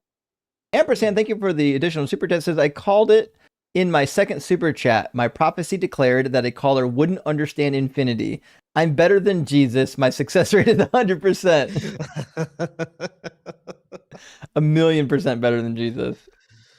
And Oh, Randy, God. thank you for sending out 20 Deconstruction Zone gifted memberships. I really appreciate that, friend. Good to see you tonight. I hope you're doing well. And thank you also for the super chat. Randy says, if you can please support this channel and other channels like this, please do. And also make sure you go into Volsey's channel. In the title of this video, I've got the @ to Volsey's channel. Drop him a follow. He's doing these live debates just like I'm doing them. He's on TikTok. He's on YouTube. Make sure you're following him on both platforms. And Ungoogleable Man says, timeless, spaceless, immaterial, sounds a lot like never, nowhere, and not made of anything. Not made out of anything. Yeah, exactly. If your God Exactly. is like identical with non-existence, sounds like it doesn't exist. Doesn't exist. Yes. Ampersand with the follow-up, @2hand Dan said, is the baby paste covered by the dietary laws also for super chat? You know what? It can't be against the dietary laws in Leviticus because God does command the eating of babies. In Leviticus 26, Deuteronomy 28, and it shows up in Jeremiah 19:9, and there's another spot that I'm not thinking of right now where it shows up. But yeah, I mean, it just seems like God must be okay with cannibalism. Shit, Yeah. if Jesus is if the transubstantiation is correct, God loves cannibalism. That's his plan for salvation. Fellow Dragon, good to see you, my friend. Thank you for the super chat. Says, saying God is good tells us nothing more than saying God is God. It has no meaningful content, and that's 100% it. What does good mean if we're just saying God is good? What are we just saying? God, like it doesn't mean anything to me. It's a meaningless statement. Good describes a behavior or an action or a thing that is preferable if you just look it up in the dictionary. I don't know why theists want us to throw the dictionary out. Weird. Exactly. What's funny? Me growing up in the black church, every time I hear God is good, I automatically want to say all the time. You know what I mean? So it's like a conditioning. It's like a Pavlov's dog. They have the same repeated lines over and over again. It's like if you're from Ohio and someone yells out OH, you know what to do next. But you know. You don't have that in the other states. In Ohio, if for people who aren't from Ohio, if you're anywhere in the universe and somebody shouts OH, the only appropriate response is IO. And it's even better if you do the shape IO. If you're, you know. That's funny. There's an old joke you can always find wherever you're at, where people from Ohio are, just by shouting OH, and it's relatively true. In fact, people in the Discord are doing it now. Chip, my friend, thank you for the additional super chat. Says, if God's nature is absolute good, then God is incapable of doing, commanding, or allowing anything not good. Therefore, either genocide, grape, etc. are good, or God's nature isn't good. That I think we kind of pressed on that a little bit, and then he pivoted. But or maybe he just refused to bite on it. If God's nature is what causes things to be good, objectively good, that means it's objectively good to unalive babies, to rip women open, and we didn't really get to bite into that too much, but I don't see how that doesn't follow.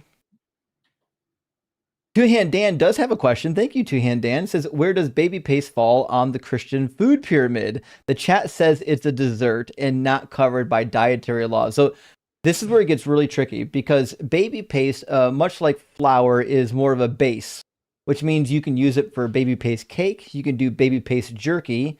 You can even do baby paste pate. You can have savory or sweet, kind of like cheese. You can have sweet cheese or savory cheese. Baby paste is such a good universal food for your believing friends that whatever food group you need to put it in, it can act as a base inside of that food group. It's very versatile.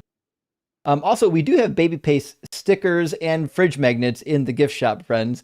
Design, good to see you again. Thank you for the super chat. It says, if aliens watched humans on Nat Geo type of show, human morals would be whatever the voiceover was saying. We're biased to label good and bad because we're the subjects. Exactly. We're biased to say good and bad because good and bad always refers to a preference. So when we say good, we're just saying, it is our preference, it is our opinion, and the dictionary agrees with us. So, Exactly. good question. Thank you for the good question. Good to see you tonight. Would you say morality makes sense only if there is a moral action target, regardless of the existence of a moral action source? Example, is it morally bad to disregard meteorites if they can hurt me? So good questions. So my moral framework is essentially this. Like when I say morals, I think the only thing that can do a moral action or immoral action would be an agent, right? So I wouldn't say that a meteor can do something that's immoral because it's not really an agent. As far as I can tell, morals come from our decision-making processes. I hope I understood your question right there. Good question. Is there a target? So is it, for example, if I lie to myself, is it still immoral? Well, I'm not even convinced that lying is always immoral. In my framework, I'm more of a utilitarian where I think we would avoid certain behaviors if those behaviors cause harm, because harm is a thing that we all agree we don't want. Right. So I agree. I would suspect that even if there's not a target, we could engage in moral and immoral behavior, even if it has maybe accidental consequences. Lynn, thank you for the super chat, friends. It's nice to meet you, Volsi. I enjoyed your perspectives tonight. Justin, good luck with your procedure tomorrow. And Justin's fucking rock. And SFJ must mean... I already forgot SFJ. Fuck. Straight for Justin. There we go. Straight for Justin. We got you, Lynn. Thank you. Friends, we've got 3 more super chats left, and we're going to sign off. Roy, good to see you, my friend. Thank you for the $2 super thanks. And Elvis Presley Touch Me says, if having hatred in your heart is the same as murder and lusting is the same as adultery, once you have the thought, why not carry out the act? This is a fair point. And if all sins are the same, Paul says if you've broken one law, you've broken them all. That means, like, there'd be no difference between me thinking something and me doing something. It does kind of make Jesus's laws seem kind of silly now that, they typically try to frame it as being more moral. But if you flip it on the head, Jesus's new laws in Matthew 5 actually make it more problematic, because now you're giving somebody the carte blanche to like go actually do horrible things, whereas previously they might have just thought them. Shit, that's a good point. I have to remember that one. Hey, Os, good to see you tonight. Hey, Justin, quick question. Couldn't you use Colossians 2:8 to throw back at the Fildos? I think somebody actually asked this recently, not to use useless philosophy. Is that the one? Colossians 2:8 talks about useless philosophy, I thought. It says, watch out that no one takes you captive through philosophy and empty deceit. Empty deceit, according to human tradition, according to the elements. Yeah, true. I could just start using Colossians 2:8 when they start using the tag argument. They're like, I'll talk Colossians 2:8. It's useless. So, yeah, you're sinning, buddy. It's almost like somebody was using good sound logic against Paul, and Paul was like, don't listen to that philosophy. Words don't mean words. Remember that.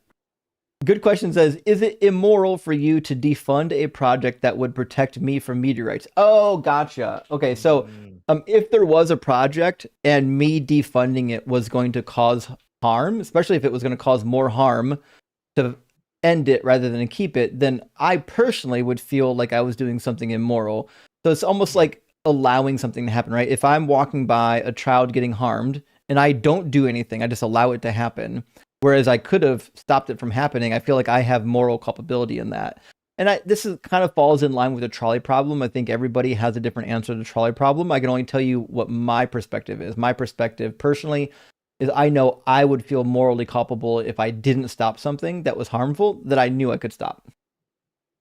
And last super chat from our friend Bacon and Bush says, a magician I know has a funny saying, morals are good ballast. Oh, okay, like a ship ballast. You need something to throw overboard when the ship starts sinking.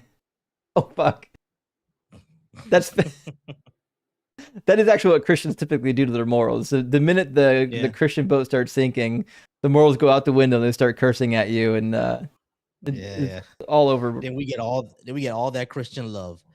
All right. Mhm. Over on my end, I only have 2 super chats. I hope I get more like Justin, because he be killing it.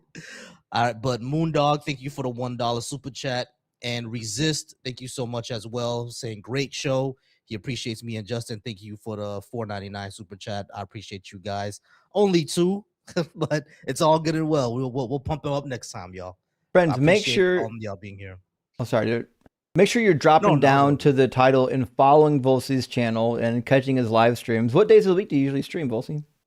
I usually stream Thursday to Sunday, barring any like emergencies, or maybe I'm just like tired that week. I'm gonna go live this week, even though like I have 40 cases to take care of. Jesus Christ! But even though I have that to take care of, I'll still go live this week. I'm live every Thursday, Friday, Saturday, and Sunday. Thursday and Friday from about 6:30 to about 9:30. Thursday and Friday, and Saturday and Sunday from about 3:30 to 6:30. All right, so join for those this week. I think I'm running politics this week. That's what I do. I switch off every Nice. other week. One week I do politics, another week I do religion. So I switch off. So this week is going to be the politics week. So definitely join in for that, and we'll be discussing. I got a few of them. I got a few of them to discuss, because people really the people come out, the hoods come out whenever I talk about reparations for African Americans.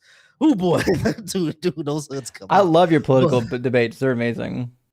Yeah, I appreciate it. Thank you guys, and thank you, Justin, so much for having me here tonight. And I hope we can do this again. Whenever you have time and have space for me again, I'll definitely come by, and I'll set up for a day. If you want to do politics one day, you could go ahead and come by to mine as well. All right, perfect. We'll schedule that for sure. Oh yeah, definitely. All right, friends, thank you so much for being here. I don't think I'll be live tomorrow. I'm probably going to be a little bit loopy from the medications, but I should be live on Friday. So we'll see everyone again on Friday.